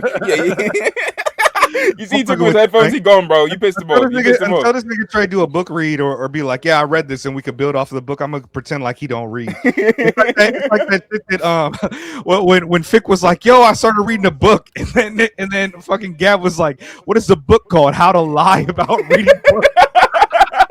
I'm like, nigga, that's so rude. Gavin is so fucking hilarious in the sense that he's Gavin's such a hater, bro. Gavin's such a hater. I love that guy. He's like super honest about it. It's like, no, I don't dislike you. I'm just saying, like, this is a part of your personality where you suck. Like, man. Gavin is fucking brilliant. How to Lie About Reading Books is crazy. Tough. You know, it's like a manga too. It's not even like yeah. No, for sure. It's got pictures in it and shit. You know, it's got a part you can color in. It's got like, that's crazy. It's an audio book and shit. Anyways. I do think the postmodern thing like links into the comedy thing brilliantly though. I think the idea of postmodernism, as I understand it currently, which is very limited and I'm trying my best, leave me alone. It's just like the ideas of like the referential irony and stuff like that is like a heavy part of the like not movement necessarily. I don't know what to class it as, but like the you see with all these rappers, like half the things that is the part that made me go, oh, maybe rapping is a comedic thing, is the punchlines. And punchlines are inherently very referential. People are always doing a reference back to something, and that approach is incredibly postmodern. Like the idea of, see, I only know irony, and that's where it stops. The idea. I mean, but you got duality. I can throw the word duality in there or something, but like yeah. But it is just like I find an incredulity towards meta narratives, and yeah. This is where the subjective perspective comes into play a lot of ways. It's like, so true. You know, with when it comes to comedy, it's looking at things that we define in culture that are standards, and looking at them with a little bit of a slant and saying, yeah, that's you know, what you're saying is interesting, but also like, look at it this way. It's like whatever meta narrative is about this grand theory, it's like it doesn't make sense in every way. That's why I can joke about this type of person or this type of critique, and rap does that too, you know. At least some of the best rap does. Yeah. Trey, maybe Trey. Hello.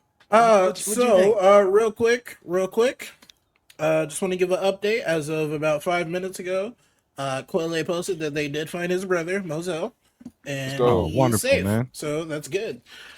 Second thing, I think comedy and rap has... I think comedy in general is in a weird spot. And as someone who...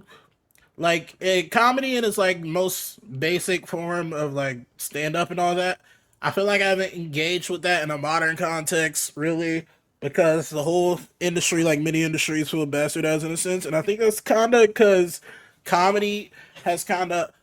I think the best comedy is also, like, social critique. That's how I view comedy. And I think comedy can functions like best in that environment. And I feel like as the profit motive has demanded more from these comics, from these artists in a way, I feel like the baseline has not become to be thoughtful with your comedy, or be thoughtful with just be thoughtful with, I don't know.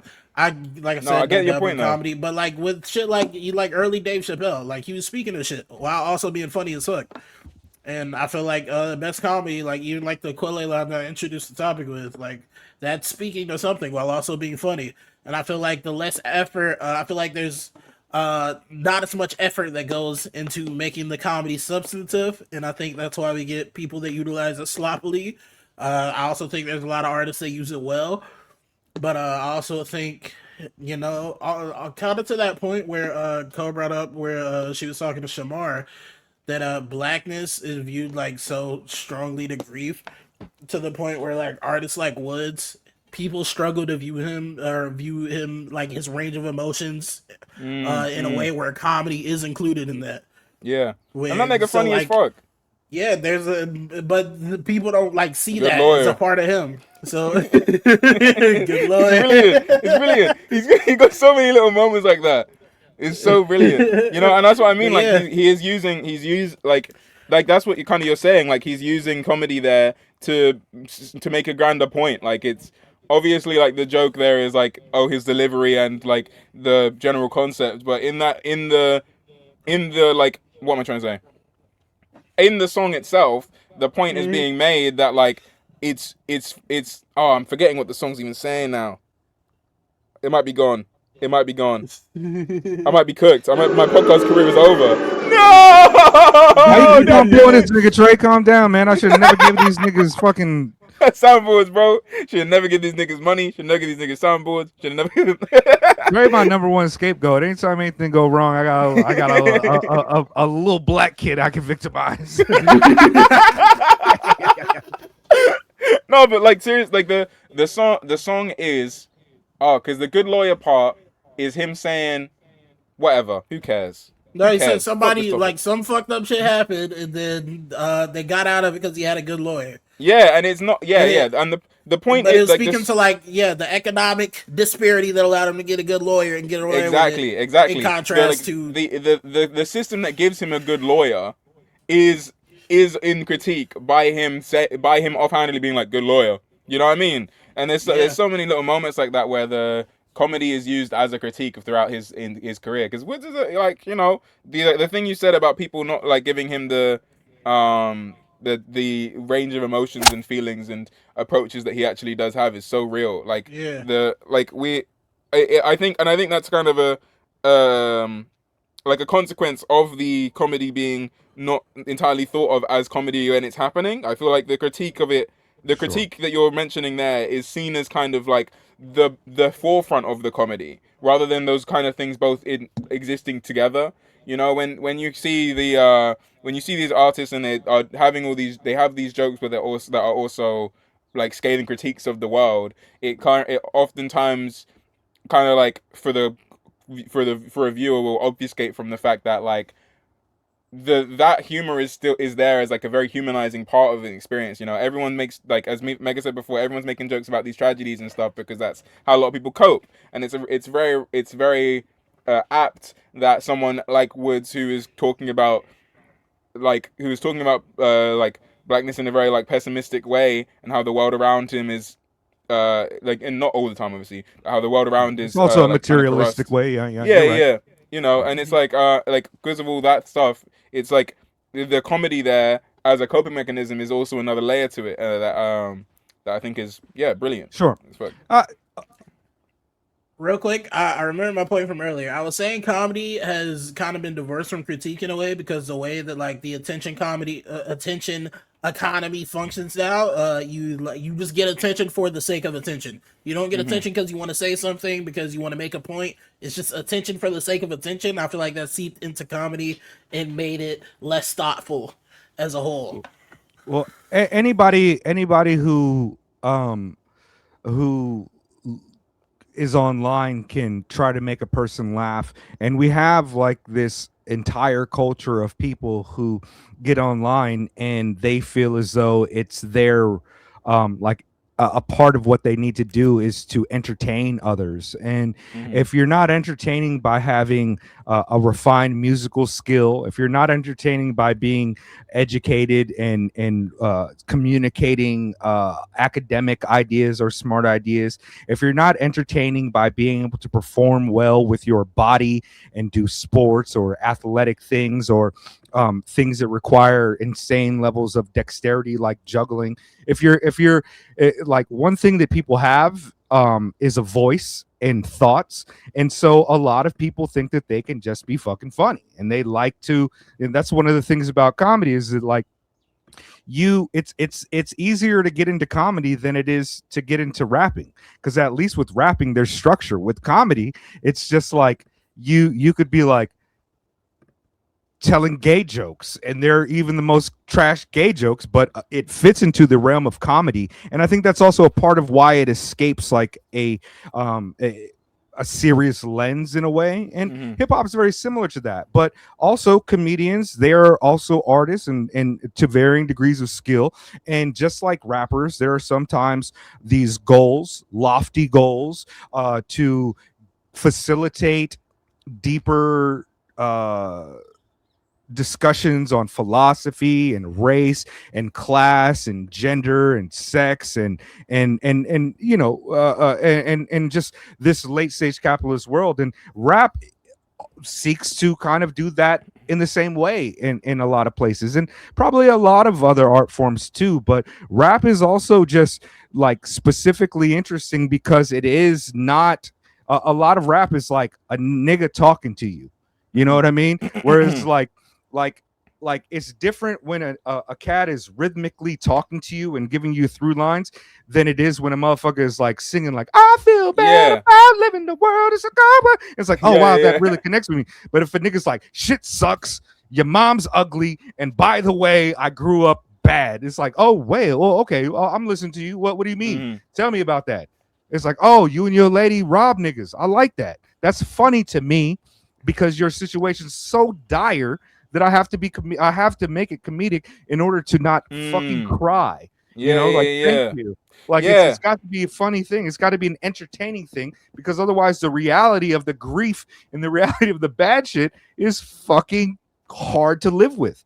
If all rappers only if every single rapper song lacked like the lavish shit and the joy of having money and being fly and getting bitches, and it was all just about like, you know, the police is trying to kill us. It was all like, you know, it's hard being black. It's like all these things. It's like, yo, like, no, I'm not watching that shit. Like, bro, that's like, I can't. It's like too much. We gotta sprinkle it in. You know, Christmas and Hollis. Christmas and Hollis. You know, like let Weird Al Yankovic do a fucking. Yeah, you know, like that song Gangster's Paradise. Like, y'all don't remember that, but I remember when that was on TV, I hated it. It's like, you know, they got the gospel cat, and on the video, he's all sweaty and like, keep saying the most our lives living in. And I'm like, yo, bro, this is too much. And then, why people love that song, bro? Oh, of course they do. Bro, they had a white lady sitting backwards on a chair, saving all the black kids and the Latino kids. You don't understand how often I heard that shit. I worked in an Irish pub, bro. I heard that song once a day, minimum. Oh. Minimum. I'm hearing Gangster's Paradise once a day, minimum, bro. Have you ever seen a music video? Because it's crazy. I don't know who the cat is, but whoever had the creative idea to like get him real close to the screen with like they sprayed him with like a little water bottle, so he's like real glistening, like sweaty. He's like, where are you, bro? Like, are you like, why are you so sweaty singing? He's in like, Gangster's Paradise, bro. No, he must be in Gangster's Purgatory, because if I would imagine, like, yeah, it's something bad happening right here, man. It's really fucked up. It's like you know, we gotta find the comedy in the shit. But also, man, like I tell you what, like of all the subgenres of like apparently I can even handle like Christian rap, because you know I like Navy Blue and shit, and I like a lot of other, you know, I like some other cats, but like comedy rap might be the one that I just don't do it. No, like when I listen to, you know, when I listen to Nephew, or when I listen to what's old boy from fucking Bruiser Brigade, Bruiser Wolf, when I listen to that, I'm not thinking this is comedy rap. When I listen to a comedy rapper, I'm just like, yuck, like what is like, bro, get like away from me. Yeah, it's like this is the worst type of fucking possible living. Like, you're not funny like that, and it's just like, why use rap to communicate like this? Like, nobody from my culture. Well, I know black folks was like, yeah, have you heard Lil Dicky? He got a song with fucking Snoop Dogg. I'm like, nigga, get away from me right now. But I don't know, man. I hate comedy rap, but Hannibal Buress is fucking great. Like on rapping, on, you know, like what's going on, Trey? What you doing over there? I do think let him let him do his thing, man. He'll be back when he needs to be. I'm trying to give nutrients. It's okay. I'm gonna add my watering plants. Here's no, I just heard a and I was wondering what was going on. Oh, well, I put my mic away from me, so I didn't know if that was me or who, but I heard a what was I saying? Swinging a sword? Wait. TREDOES. Oh, fuck me. I'll go away then. I'll go away again. Fuck me then. Wait, what? No. I just had a thing to say. And then you can come back in. We love you and appreciate your time. I do think that that idea of comedy rappers is quite interesting though. Like the kind of like when it goes too far. Because I think it is necessary for us to have the critiques of comedy rappers as we do, because like as you said previously, like the idea of comedy rappers, like it seems like a lot of these guys are using rap as a vessel rather than as a thing they're actually like inspired by and think is a great art form. You know, it feels more like they are making fun of rap and laughing at the fact that they're rapping than actually are interested in rap. And I think that's what kind of separates like Hannibal Buress, for example, from the rest of the like Lil Dickies and the like, and like the Young Gravies. Is I feel like all of these people, in comparison, I feel like Hannibal Buress is coming and approaching hip hop from a space of reverence and respect and love, you know? So when he does the comedy stuff, it doesn't feel like he's going, rap is hilarious. It feels like I'm hilarious and I'm rapping, you know? And I think that's a huge difference that I think allows for comedy rap to shine in some spaces and very much not shine in others, and it should definitely not shine, and it should be shunned and thrown into the fucking trash and kept there forever. Throw a fucking like Molotov cocktail and that shit. Like we don't need Lil Dicky out here, but what we do require the rappers who are hilarious and who find and love rap, who find value in rap and love rap, and also find comedy as a valuable part of their expression in that. TREDOES. Comedy is so important to the black community, man. being critical of comedic rap. I think in a modern context, it doesn't manifest as much as Lil Dicky. I think it manifests differently now, and Go on. I wanna craft a thesis on this, but I don't quite know how to Ooh. engage with it No, because we're here with you, Trey. there's a phenomenon of certain rappers, and I don't listen to these rappers, so I don't have as much of a take on it. But Jane Remover core, but not specifically Jane Remover, because I don't know how she could be super serious about her work. But it's like artists adjacent to that lane where they are usually white people and they're usually white queer people with nothing wrong with that. There's something wrong with being white and queer. But It's they Pride usually Month, bro. exist. They usually exist in that space. And the point of their music, the play on their music and the intrigue of their music is almost the fact that they are super white, super suburban, have no real life like black experiences, but they engage with rap, and that's almost the joke. That they're white and engaging with rap in this unserious way, and they like artists like Chief Keef, who are supposed to be, the very urban super predator raps. And they enjoy it, and that's the joke. Well, The joke they is that did that they for enjoy us. the gang banging music. They do that for us though. They know that if they come and they try to act hard, we're not going to deal with it, and so they gotta shuck and jive. They're essentially putting on white face to like entertain us. They're like, this is the whitest I can get. I'm gonna be super white and rap shit. They do that for us, and we really got to shout out the white community more often when they Shout out acknowledge to my white niggas. their failings in what we would detect as authenticity. If they have that spider sense that says, no, we're never going to believe that you're tough. We're never going to believe that you're cool. We might think that you're funny if you say something that we think is funny. Ooh. So try it out. And hearing like a lot of like the Eminem shit, right? When Eminem came out, I didn't think that he was funny like that, but almost all the fan base thought that he was hilarious. Christina gave Alyssa Milano syphilis, mono, and gonorrhea. It's like, okay, dude, like that's multi-syllabic, I guess. But like, why would I care? I don't care about Alyssa Milano. I don't like think that you're like, like that was a part of it. But people were like, oh, that's fucking funny. Like, listen to you got to think about the way that the syllables, and it's like, no, but like he eventually found elements. I feel like there's a part of the Eminem fandom that forgets how like much he was fandom. trying. Yeah. Oh, so bad. Where's the air horn, so Trey? bad. Okay, but no, but there's a part of the Eminem fandom that they talk about his artistry, and they make it a point to emphasize a lot about the personal elements of his life that are embedded in his music, and forget that a lot of the jumping points and a lot of things that were sold were in fact those elements of that goofy pop culture comedic thing. We didn't get like Eminem came out in like 98, and it was like 2002 when we got 8 Mile. We were like, oh wow, he had a really like a life was like a thing like that. We heard about his mom and shit like that, but the things that people cared about in his mom were not introspective, like he's having a hard life and trying to figure this shit out. The shit was like, oh wow, this guy's willing to call his mom a bitch in funny ways. And that, like, there's a part of the lineage of like comedy rap being used as part of like breakout level shit and edginess and transgressive edginess to sell to white culture that is weird to me. And like I like Will Smith, talented as he was, like how did he make it on the charts? Was it black folks that were like, parents just don't understand? Or was it that it got played on white radio stations? And I don't not mean to question his authenticity as a black man or anything like that, but I am highly suspicious about a nigga who raps and is funny. Like, nigga, if you funny, do funny. If you funny, like make a you like do what a lot of these other funny cats do.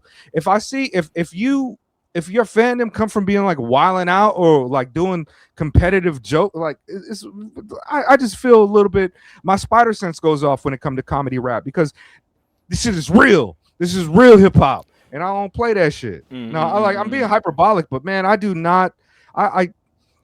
Doom is hilarious, but I wouldn't say Doom is a comedy rapper. You know what I'm saying? Doom is one of the funniest. once soda inbred skinhead a nigga joke. That's crazy, bro. Like that's the best. That's the best. He's amazing, but it's not like comedy rap in the sense of like what. Well, who's the guy? Zach Fox, who's a comedian making rap, or when Hannibal Buress gets on some shit to be funny and make a funny song. It's like, it's a little like I don't know that we need nuances because I'm sick and tired of comedy rap and comedy rap. I remember time back. This was before I knew anything of the world. I got in an argument with some people because I said that Action Bronson was a comedy rapper. Niggas was not happy. Niggas was not happy with me, bro. I don't even know that guy's music like that. I just listened to it one time and I was like, oh yeah, he's like joking.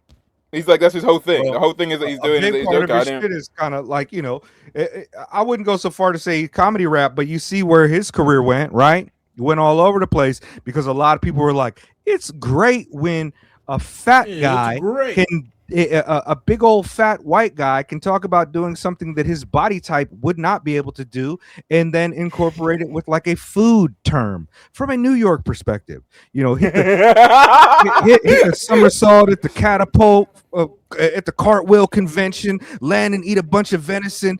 Like it's like, okay, like, but now this nigga is like, fuck, that's delicious. You got the shoe deals, and I think that there's a part of the whiteness is perhaps there, but a part of it is also that he's entertaining in a comedic sense that made people feel as though he's a funny guy and we can get him into other spaces that are funny.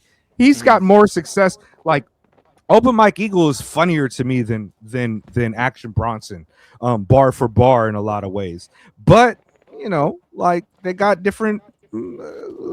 I don't put Action Bronson in a little dicky category. I think he's a rapper face or whatever, things like this and like that. But I feel like we should always be we should always question the comedians because there's a sense in our modern world that the comedians are the new modern day philosophers, and them niggas ain't no fucking philosophers. Them niggas think just like anybody else and just put a comedic tint on it. These niggas is not smarter or like they might see the world in a funny, interesting way that is a tilt, but man, comedy is comedy.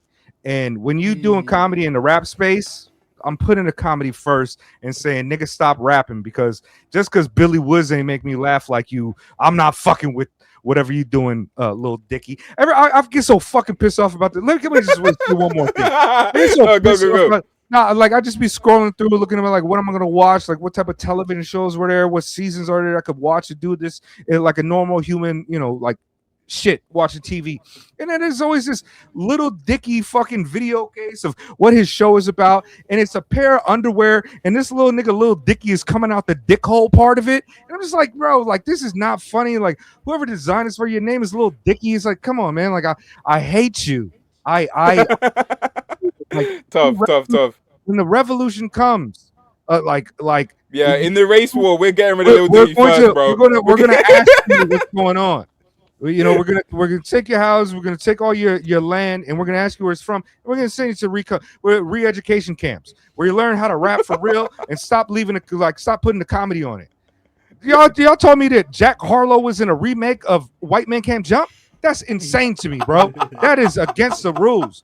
Like, you're not supposed to be able to do that. And like, did Wesley Snipes sign off on that shit? I feel like that nigga is just too black to allow that. Like, come on, man. Like, it's okay. The it's best okay, way, Mego. We broke. I think the best way to combat these white unfunny rappers is to beat them at a rap battle. Because hip hop is a competitive activity where two people engage in the act of rapping, and whoever raps harder wins the hardest rapper award. But before we do that, this is live reporting for What's Up with the Minutes. The Open Mike Eagle and Kenny Siegel album is called Doomed, and it's releasing specifically on Backwoods Studios. What? Which explains a lot, because yesterday we were talking about just going through the Backwoods discography, Usual Glaze, and I went on their Bandcamp, and I went on their Bandcamp to see did I forget any of the artists, and Open Mike Eagle was there, and I was like, interesting, but I didn't bring it up.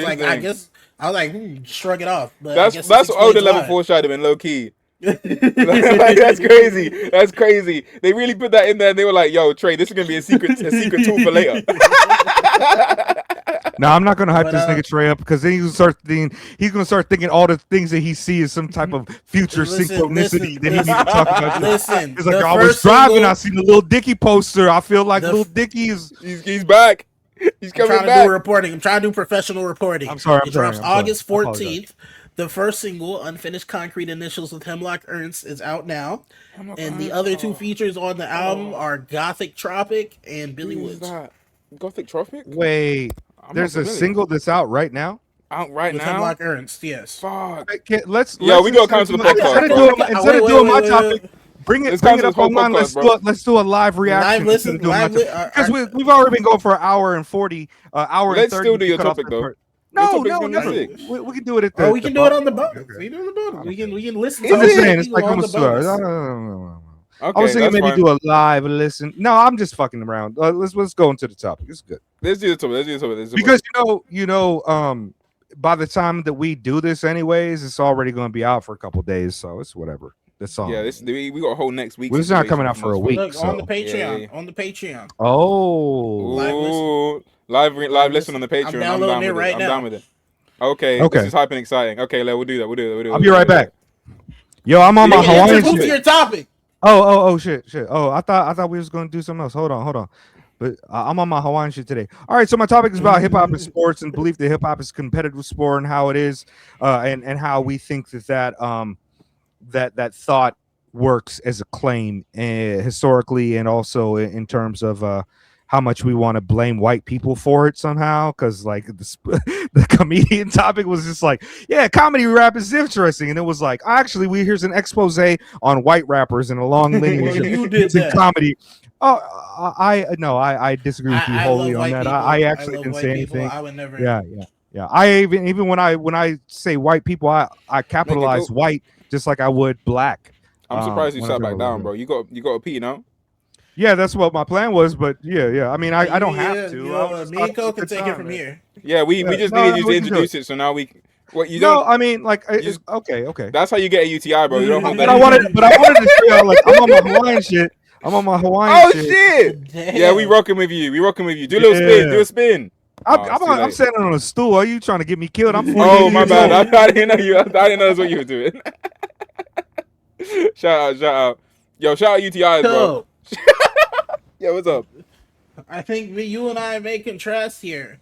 How do you feel about the competitive aspects of hip hop?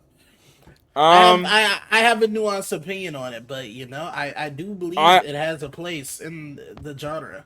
I have a nuanced opinion on it as well, but I probably think it has less of a space in the genre than you do.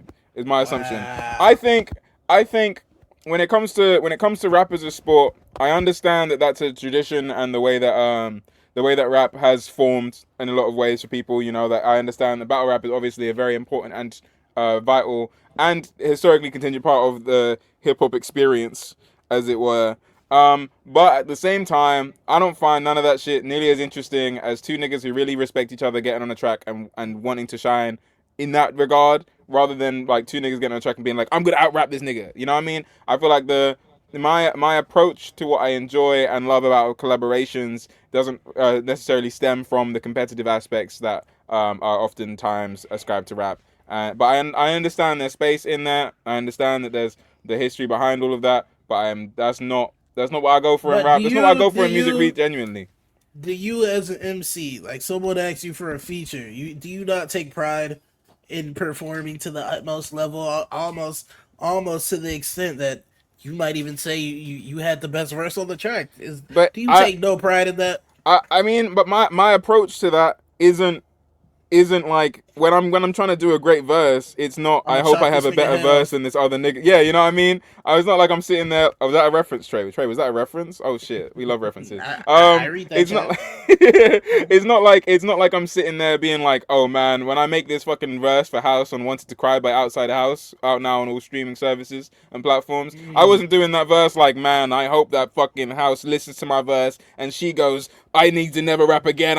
Oh my god, she's so crazy. You know what I mean? I feel like the approach of like competitiveness in hip hop isn't like like as much as it in a lot of cases has served the music, it doesn't serve what I want to make out of the music. It doesn't serve how I approach music. It doesn't serve how I enjoy music. I don't think Arm and Hammer are like, there's definitely like them definitely trying to rap great and with each other, but I don't think either of the niggas are like, I'm gonna rip this nigga's head off with my bars. They're trying to make a great song, and I feel like that collaborative spirit of out of respect and out of love for the folk you're working with, rather than the like competitive nature, is definitely what I lean towards. But I also recognize that a lot of great music has come out of the competitive culture of hip hop. etc. Like I said, I have a nuanced opinion on it, you know, because I had you can't just say you have a nuanced opinion. That's not how it works. Yes, it does. I do. I have called rhetoric. I have the most nuanced opinion. What did I say? Was what I said not nuanced? You can't just be like. Well, you see, I'm even more nuanced. There's levels to nuance. His nuance is also, new nuance. Also, as a rapper, which you never know, but also as someone who raps occasionally, when I'm making a track with Rapman Gavin per se, I do take pride in, you know, almost competing with Rapman Gavin, my mortal enemy. I do take a certain pride in that, and I don't like, not to the point where like, oh, I'm gonna just go completely off the message of the song, but I'm always like, you know, I'm trying to compete with Gavin in a way, you know. I still think I like the spirit of it. There's definitely sloppier ways about it. There's definitely a sensationalist aspect to it where you get like very forced rap beefs, like some would say the Joey Badass and Rayvon shit. Niggas was mad at me when I said that, bro. It was crazy. I was so shocked. I mean, I also engaged in the slop, but you know, but like I said, but not for no reason. There's still entertainment to be had there. You know, outperforming, being the better MC, shit like that. Mega, what do you think? I see you guys went in a direction. I'm not sure exactly if that was where I was going to go with it, but we'll land wherever we land.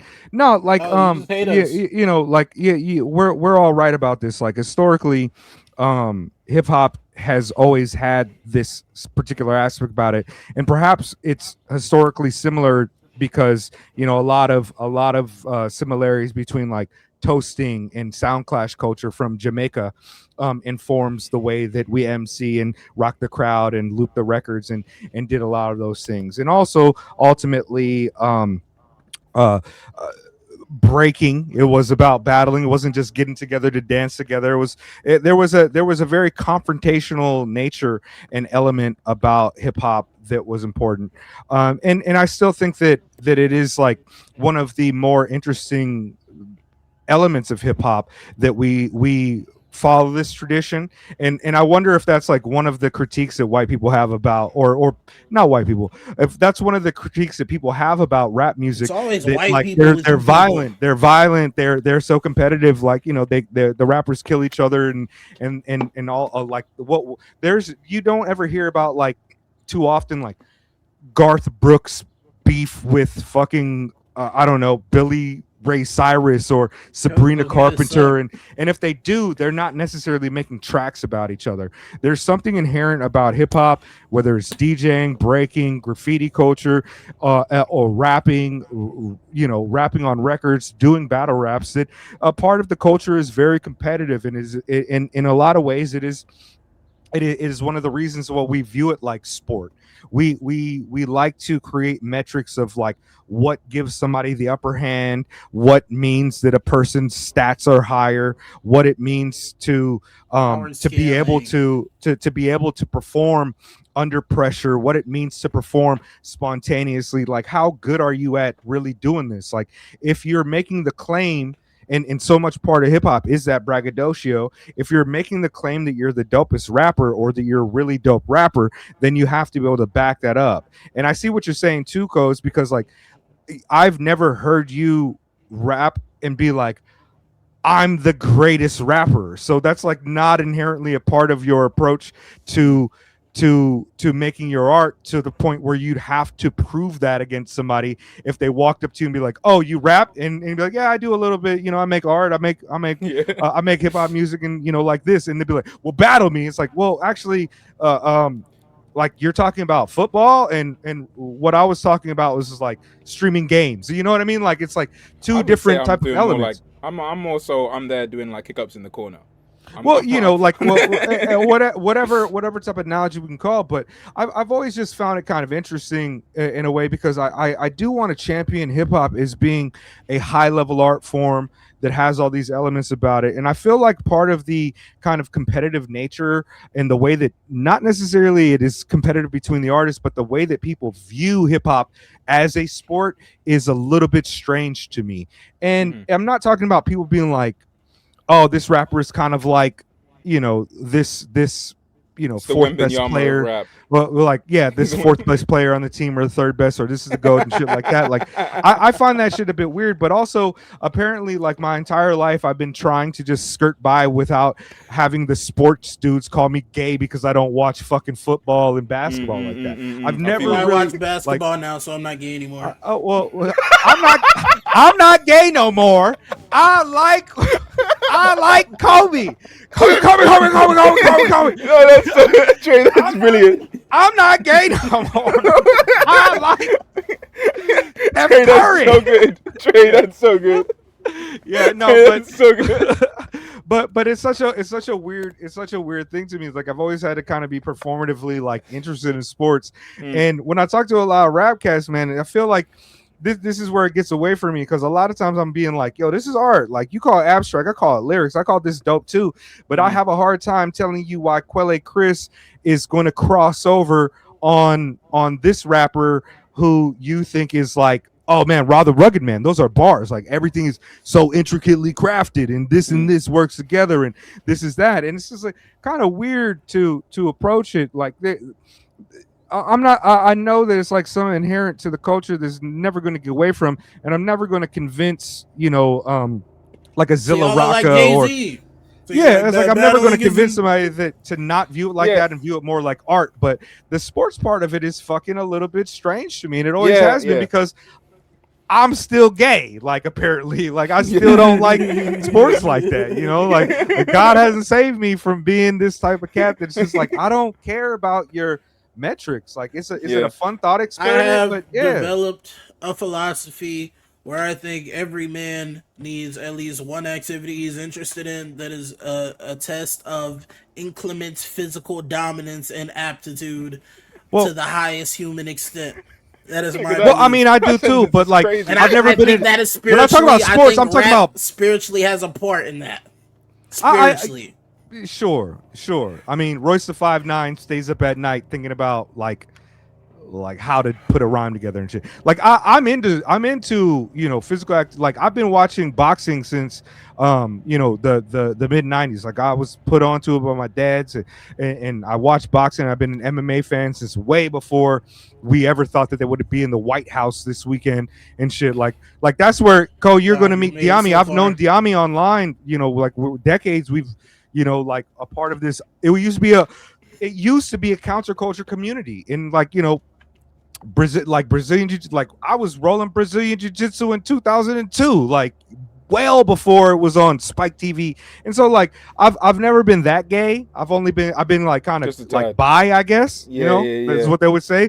I like combat sports, but one of the last vestiges of monoculture in Western culture are sports. Like, this is where it brings together multicultural tides. It's so powerful. The Super Bowl, fucking, the NBA, fucking soccer, Super Bowl. All these things are what kind of like the last vestiges of like masculinity is just like a regular dude that works all day and doesn't read. Function. It's also and like they do it with rap too. I feel like there's the belief of meritocracy, and I feel like that's what these sports kind of exist in, to the extent that there are things in this life where if you simply work harder than the next man, then you will naturally the next person, because we are brilliant. Yeah, that makes a lot of that makes a lot of sense. That makes a lot of sense. And I think that's also why there's a backlash for people who view lyrics in a way and say, why is my rapper so good at rapping but not as famous as another rapper? The meritocracy is fucked up. They should be what did I say earlier? R.A. the Rugged Man should be more famous than Jack Harlow because he's got bars. You know, like this artist should be more better. And I think that oftentimes because people look at it as a sport like that, you'll have people, and maybe this is what I was really trying to get at with it, is that you'll have people who value a certain type of methodology and approach to writing that meet the standards of what is actually good and what is not. And most of it functions like that, except for a few components in popular culture that got really big. Like, nobody says Kanye West is like a great lyricist. They call him a genius for different reasons. But when you got guys like Jay-Z or Nas, what they really want to talk about is not like how good they pick beats necessarily, but it's that they are precise with the bars and they are doing things lyrically. And this is also why you have one of the most insufferable fan bases with Eminem. It's because they value so much this element of the craft. This element of the craft being fast, tying all the words together that match more, and creating this like jigsaw puzzle of excellence more than they value the eloquence of an RXK nephew who's like asking, you know, who is your last boyfriend, bitch? Yeah, and I feel like I kind of got a grasp on what you're saying now. Like, is it kind of like when you say sports in terms of like how you would like you would analyze a sports this is gonna show that I don't know by statistics and shit, yeah, right? you would see, oh, this person shot this many shots and they scored this many right. And like the way that considering and like the way as considering hip hop as like a spectacle in that sports sense. Horrible sentence. Oh my god, that sentence was so bad. Like, considering it in that way kind of takes away from the artfulness of it, and now only makes it into points game. How many similes this nigga have? How good are those similes on the scale from 1 to 10? Right. What rating are you giving this album in comparison to this other album? And now, as a result of these things, you try to make this art form into an objective scale that you can measure against these other people, and then the conversation dilutes into who did what rap is better than who made the better song, who made the better album, who made the better art. You know, yes, that's pretty much what I was trying to get towards. Like, they even turn the metric of album sales into a primary element of how to describe who is good and who is best. You used to watch a 50 Cent interview. It's like, well, who sold the most records? Eminem. He's the best rapper of all time. And it's like, yo, like, you never heard Breeze Brewin though. You know what I mean? Like, you never heard him on Clear Blue Skies. Like, and so when people kind of take this methodology towards objectivity and start to use definable things like number of punchlines, you know, the poetic devices that show like deep intellectual fucking whatever, that's where it gets fucking weird to me. It's like, yo, like, hip hop is like, the way that you turn it into a sport completely removes from the frame like a lot of elements of the art and a lot of elements of the kind of like abstract interpretation of what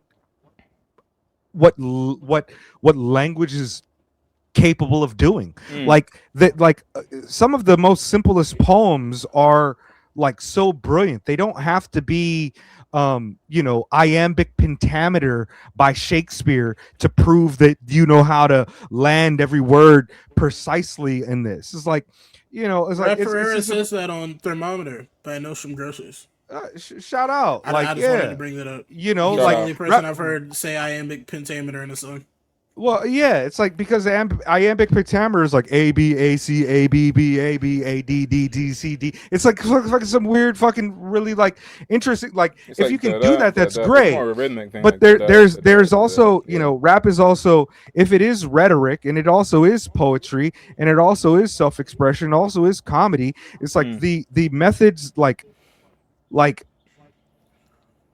where does how funny you are come into the stats? You know what I mean? It's just like, you're like the sixth man. Like, all of it is just like fucking ridiculous. You know, like, I think that there's something you mentioned in the comedy section that I think lends itself really interestingly to this topic, is like how this is a thing specifically for hip hop. You know, like this is a part of hip hop in a very specific, like, this is like the amount of time you get to spend with all these rappers saying their words and shit, and the way that manifests, like this genre is kind of the only, not the only one. Obviously, there's competition in other things. It's like, oh, okay, you go see a jazz band, and it's like, oh, who is the best solo? Is the question that comes up, you know. But the inherent part of the inherent part of hip hop as that competitive thing, and the way that contrasts with other genres is really interesting to me, because it's like whenever you have other singers and people compare who the best singer is, but I think the way in which that conversation happens and evolves and what the goal of that conversation is often very different than the numerics based things that will happen with hip hop. You know, like you put you know, not to air out Dano, but you put 200 rappers in a list and say which one is your best, which one is your favorite. You know, it kind of changes your interaction with that art in a way that I don't think any other genre is really subject to. You know, and it's not necessarily to say that that's an evil thing that's ruining hip hop, because obviously Dano is not an evil thing ruining hip hop. But I do think it's a interesting thing to at least measure and realize how your interactions with hip hop is not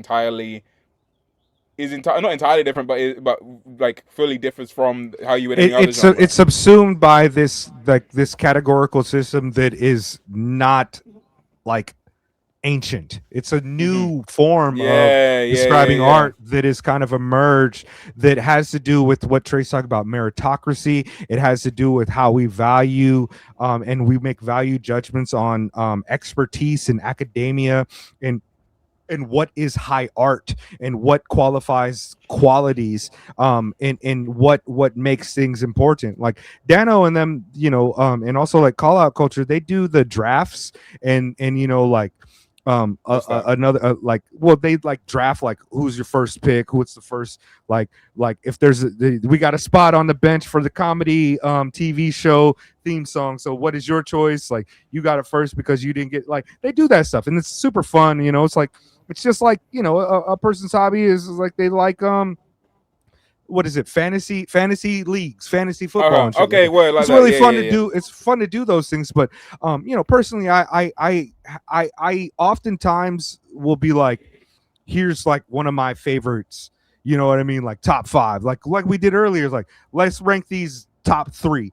But there's also like a thing that, like, what we didn't do with our top 3s was tell each other that we were wrong about the way that we described like why we like. Well, that's the top because threes. Quelle has a perfect discography, of course. Sure, like you know, like but there's it's such a that kind of like a this metric driven and kind of like feeling like you're towards objectivity, or we can get towards it, is something that's so inherent in hip hop that it's very easy for Trey to be like, yo, Ghost at the Finish Line is my number 3 of his whole catalog. It's very easy for somebody like, oh, you're fucking stupid. Like, how? Like, well, name the dope songs. All right, no, this verse, look at this. Like, and then if you bring it into like the mainstream level, it's like, what album sold better? Which album had the better features? Oh, he got washed by this rapper on this track, but he didn't get, you know, like Omega was talking about Homeboy Sandman had the illest verse. Like, that type of shit is so much a part of hip hop culture, that kind of like sportification. And I think I also mentioned this when we were talking about doing the bracket shit in the earlier episodes. Yeah, this sportification of it is very idiot.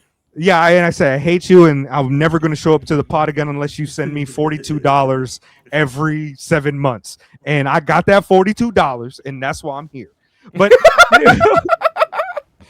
But anyways, yeah, Patreon. Shout out to the Patreons. That $42 came in real thick. Like, and I got like a Baconator with it and shit. You feel me? Baconator, bro. Oh yeah, Baconator's like 13. A Baconator like $13 out here. They trying to kill us out. You know what I mean? Oh, man. Shout out to the swine. Shout out to Dr.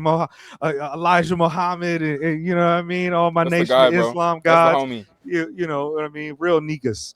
But but yeah, that sportification of hip hop is just. Sorry, it's just like a weird, like, I don't want to say I do want to say it's a weird thing, but it's something that I just am never been good at participating in. It's just weird for me personally. I do think it's interesting. Like, there's a lot of rap. I think. Thanks, Trey. I do think there's.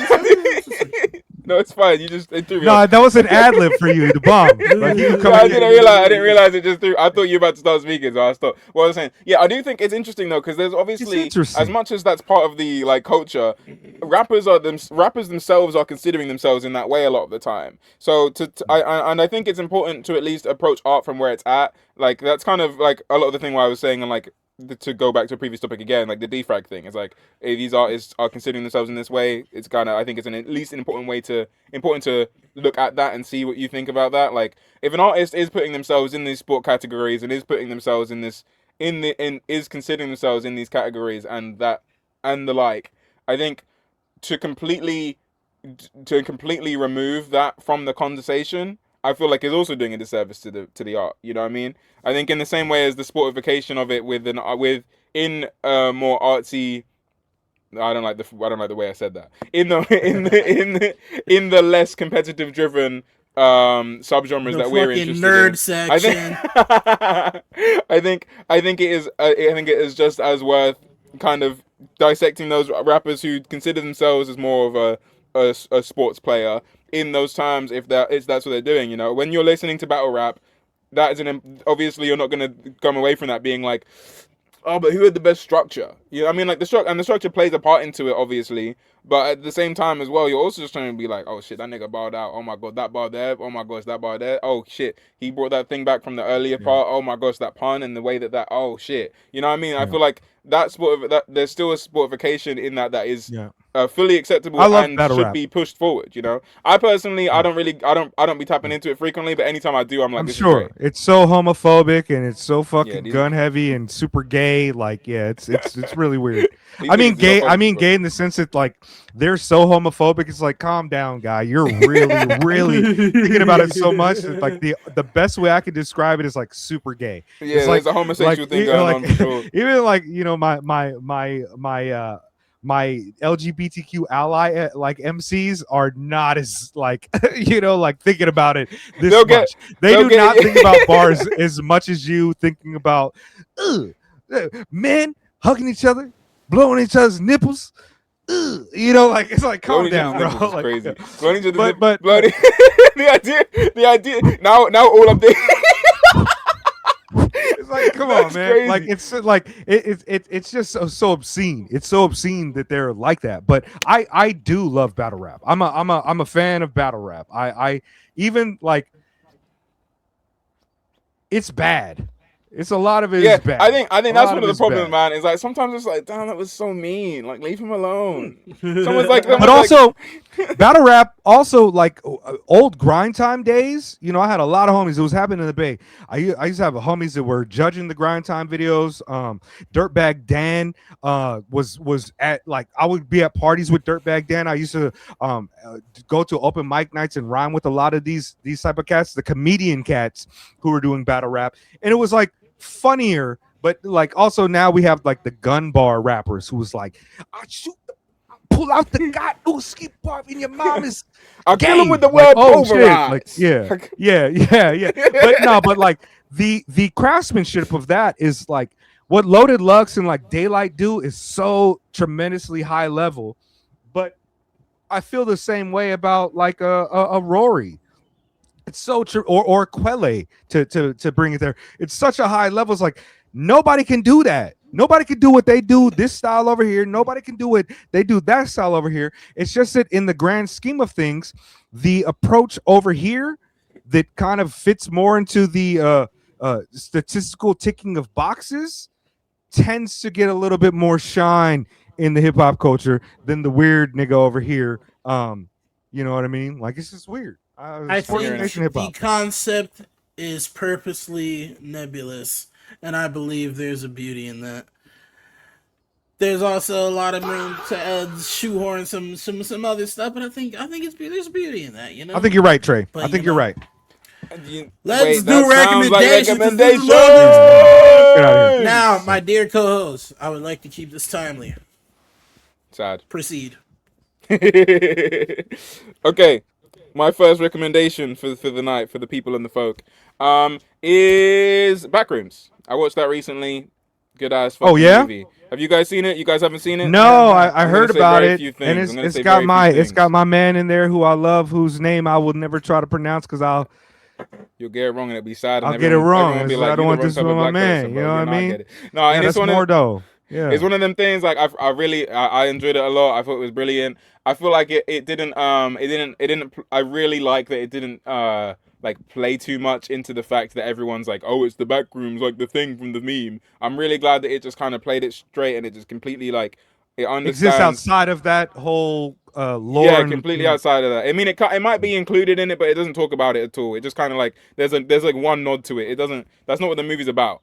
You know, that's not what the movie's about. The movie's doing its own thing, and what it's doing, I think, is really, really brilliant. Yeah, highly recommend it. Yeah, I don't want to spoil it, so I'm not going to say anything else. Just really recommend that movie. Yeah. I would like to see it, but I gotta wait till the bootleg is up to check it out because Is it not out here? I don't know if it is, but I don't go to. I wouldn't go to the movie theater for a horror film. A movie theater costs $30 and shit to go out here, and so I don't really be going. Yeah, basically, Bro. man.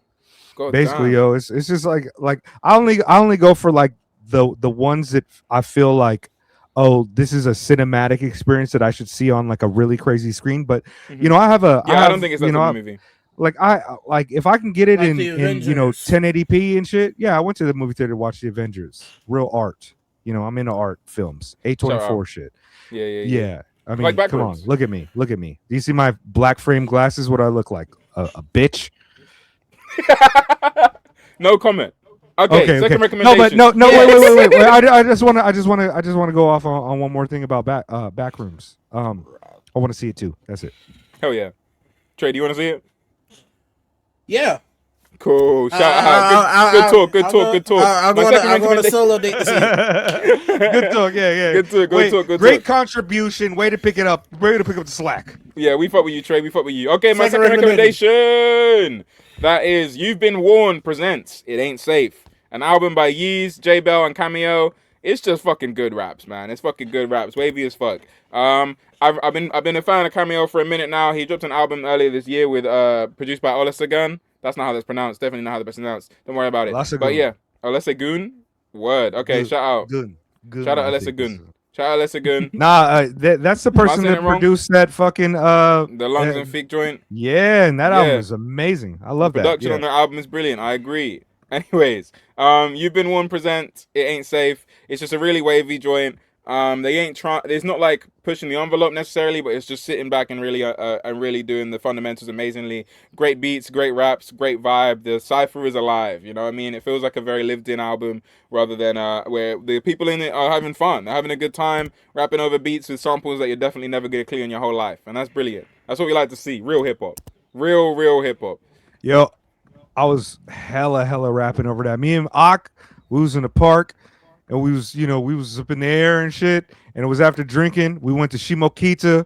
Then we took the train back. We got off in Waseda and we were chilling. So it was like a 50-minute walk from my house from where we was at. I was like, oh, I don't care. The trains ain't running. It was like we was just at the park and I just played it on the phone. We were just bombing. I swear we rapped over most of the album. It was so good. Like I to be honest with you, I did not think that that's what you were recommending to me. When you're like, yo, check this out, I was like, all right, let me get on this. Who is this person? Is it? I wasn't even recommending it. I was just saying. Well, no, but you said something like I heard about the album from you. Like, check it out. Yeah, and I was like, this is gonna be some Black Joy. You know, that KOSEY loves joy. I was expecting some shit, but when it came out, I was like, this is fucking hard. Like, what happened? I didn't know. It's hard. I had a hard time envisioning you on your bike, you know, with your hair blowing in the wind in the UK. Like, listen to this. I was like, this feel like me more than it feel like Cole. Yeah, so, what's going on? Cole, he's just saying women can't listen to hard music. I mean, you hear the music I'll be listening. I'm not on this usually. I mean, the thing is like I think that things have to toe a really fine line for me when it comes to stuff like this, between where it's like, oh, word, your life like really sucks. Like when I hear like some guys and shit, I'm like, damn, like I actually like your life is actually horrible. Like I don't want to hear you talking about this. Like it makes me sad. And then when this is just like these niggas is being like wavy as fuck, they just talking and it's fun. You know what I mean? Yeah, I feel like the way that they're expressing themselves isn't too serious, so it's not like I'm taking it I'm not like ingesting it too seriously. I'm just enjoying it, having a good time. They're having a good time. We're all having a good time. You know one of the beats on that shit is like one of my favorite beats of the year. You know what I mean? Yeah. It's crazy. Which joint? What is it? PFDS. This joint. Hold on. Crazy. Yeah. What are you talking about? That beat is obscene. That beat is so crazy. Yeah, I that's like if I was to walk into a room and people looked at me and felt the music, that's what I want. They want to be like, who is this? What is this? Is he some type of nigga Pino, like a Philly Negro? Like, why is I heard he got a big dick? Penis? He's got a huge, he's got a big dick. It's like, oh shit. It's like, yeah, he got bars too. I read the metrics, got the statistics. Yeah, that's what I want them to say about me when they hear that shit. It ain't safe. It ain't safe. You've been warned, bro. It ain't safe. I thought that shit was crazy. I said, brilliant. Oh my, like when I heard the first track, I was like, oh, this is pretty hard. But when that came on, I was like, help! It's insane. Help! Get the water, nigga! Get the water, nigga! Yeah, it's a good ass time. Shout out. Yeah. What's your recommendation, Mega? Oh, I've been doing stuff, but I wanted to give some books that I'm reading right now. I'm actually like, I messed up and I downloaded like 12 books. Fuck. And so like I've like been going and reading like 5 pages. But the 3 that I'm kind of most into right now, one is called Everything All the Time Everywhere: How We Became Postmodern by Stuart Jeffries. And obviously that's how we came postmodern. He's tracing a lineage of specific kind of cultural points in time by years. Like, so I think he starts in like 82 and tethers to things. I'm not that far ahead in the book, so I'm not exactly sure how I feel about it, but that's what I'm on. I'm also on another book called Brave New Avant-Garde, essays on contemporary art and politics by a person named Mark James Ledger. Leger, but he got a little umlaut type of little accent thing, so maybe it's leger or something like that, you know. But Brand New Avant-Garde, that's interesting. And the one that I'm kind of blowing through the most and finishing up is because last month we 51 years of Malcolm X.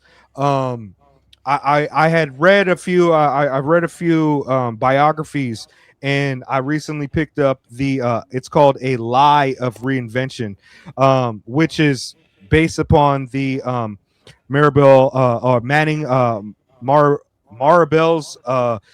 book that came out in like 2012 called A Life of Reinvention. And in this book, Dr. Jared Ball, they take a lot of his points to task about how ahistorical and how strange that book was. And so, like, yeah, I'm getting the knowledge about Malcolm right now, and that read is phenomenal. That's the one, A Lie of Reinvention. Yeah, they are bombing so fucking hard on the points that were made, and it just feels like I need to be bombing hard too, because these guys, it's like competitive Malcolm, nature of hip hop. Malcolm is such an important figure in the way that they've kind of kneecapped him and framed him in a certain way, and maybe it's not like a nefarious approach, like not necessarily meant to do that, but it does place it in a very kind of neoliberal modern sense that is transhistorical about Malcolm's life, and also and not transhistorical, ahistorical about Malcolm's life, and it also just does a tremendous disservice to a lot of things that he did. And where I'm at right now, they're discussing how they frame Betty Shabazz in the Maribel book, and that's a sad thing, man. Like, that's an amazing woman who lived, through a lot of things, and I remember how she was framed in the book, because I read that too, and the way that they're clearing it up right now, I'm like, hell yeah, like, hell yeah. TREDOES. My recommendation, I meant to bring this up a few weeks ago. But artist Frankie Jack's Nomad was detained by ICE a few weeks ago at this point. Really fucked up scenario, you know. Basically, like, know the deal, kidnapped, detained. Currently, he's getting voluntarily deported back to Kenya. So his girlfriend or his partner still has a GoFundMe up, so you guys can support that. We'll probably put that in the bio. But he's basically gonna have to uproot his life, go to Kenya and try to earn his way back here. But What I was? don't know. I just want to. What were you about to say? I was gonna say is like I'm not familiar with that artist. Yeah, I mean, have they ever lived in Kenya, or is it? In the scene, have they ever lived in Kenya, or I don't you know what I know. mean? I know he does. He does travel a lot, hence the name Nomad. But I don't know, just dude in the scene. I've spoken with him very briefly, but always been a good dude when I've spoken to him. You know, cool with the hell of people in the scene. I don't know, it's a really fucked up scenario. I want to bring it up. They got a GoFundMe for that. Yeah, they gotta GoFundMe. They basically gotta like fucking Fucked up, man. uproot their entire life, go to Kenya, and then it might be a few years. Well, it's obviously he was a super predator. He was obviously a super predator. He was making rap music like that. But it's also like, I don't trust him. It's also like, this is a perfect example of like this shit fucking affecting black people too. But certain type of niggas be like, this is the Mexican. ICE is not our my circus, not my remember, I remember a certain Negro that was Lord. like, ICE is not our fight. That's crazy. You're absolutely right. That's real psyop shit, like, bro. In jest, like we're kind of a comedic pod at times and shit, and like I don't want to diminish the situation in any degree, but it's super fucked up. I guess GoFundMe link in the bio. I'll try to put some snaps on the Petro. I don't know that person, man, but there's just an obscene amount of people who are being adversely affected by this program, and it's only getting worse. Like I don't know his situation where he's detained, but like some of these places like are straight up concentration camps, like the one in New Jersey, the people Alligator have died in Alcatraz, there, pregnant women have died in there, crazy shit. Yeah, but not to end the episode on a negative note. Maybe I should have done last. You're about to share OnlyFans link with us. Who is it? OnlyFans who? Persephone? I already got that one. Nah, I can't. Y'all going? I can't. I don't have any OnlyFans. I can't blow up the spot because they're gonna up the prices. Anyway, I don't. Trey be at the OnlyFans convention shooting off a few guns so the rent stay low. That's crazy. in there being foolish, like, hey, I just I put $10 down. Can you draw a wolf? Like, I respect women. Just like, you don't need to take your clothes off, but draw a hawk. Yeah, could you draw like a person and buy some bread at a shop or some shit? I'm not gonna lie. I know that I have that idea because way back in like 2010, me and the homie, we used to he had a big screen TV and with the computer connected, and we used to check out the fucking like the cam shows and shit, right? And we would just troll. We'd be like, "Yo, draw a hawk, draw a wolf." Like everything I learn about you, I'm always. What do you mean? What do you mean? So you and a niggas was sitting there with the cordless keyboard, like, draw a hawk. Okay, okay. All that aside, you and a friend would sit down and you'd be like, you know what we should do? we just chill in the crib. We watching the equivalent of Tubi, which used to be the black DVD section of Walmart. You go pick up Blood and Bones with Michael Jai White. We watch that. We smoke a little bit of a Swisher Sweet. And we're like, hold on, nigga. Like, hey, wait, check this out. So I was doing the other night, and then we hit up the My Free webcams or some shit, right? They used to have like ChatterBait and shit like that too, like where you go and then you just go to different rooms. It's just y'all and them. I don't know any of these names. No, it was just back in the day, and it's like, that's so tough. Like, yo, draw a wolf, draw a hawk. That's so sick.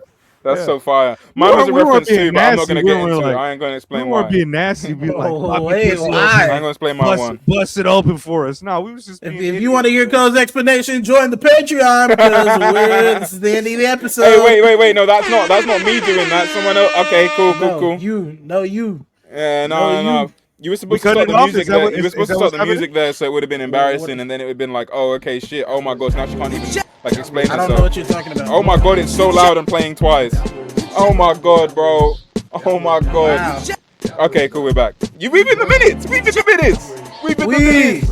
Read in the minutes. Oh my god, it's happening again. Minutes. Bro, why is it playing? You press it twice. Read in the minutes. Your time is up. Your time is up. Your time is up. Y'all niggas gonna make me talk about this album that I've never heard. Is that what we're doing right now? I mean, we have options. You don't have to. You just yap. Remember, we said we were gonna do the listening party. Listening party to the new Open Mic Eagle and Kenny Siegel song. Yeah. I'm finna upload it right now. That's new. That's fresh. That's fire.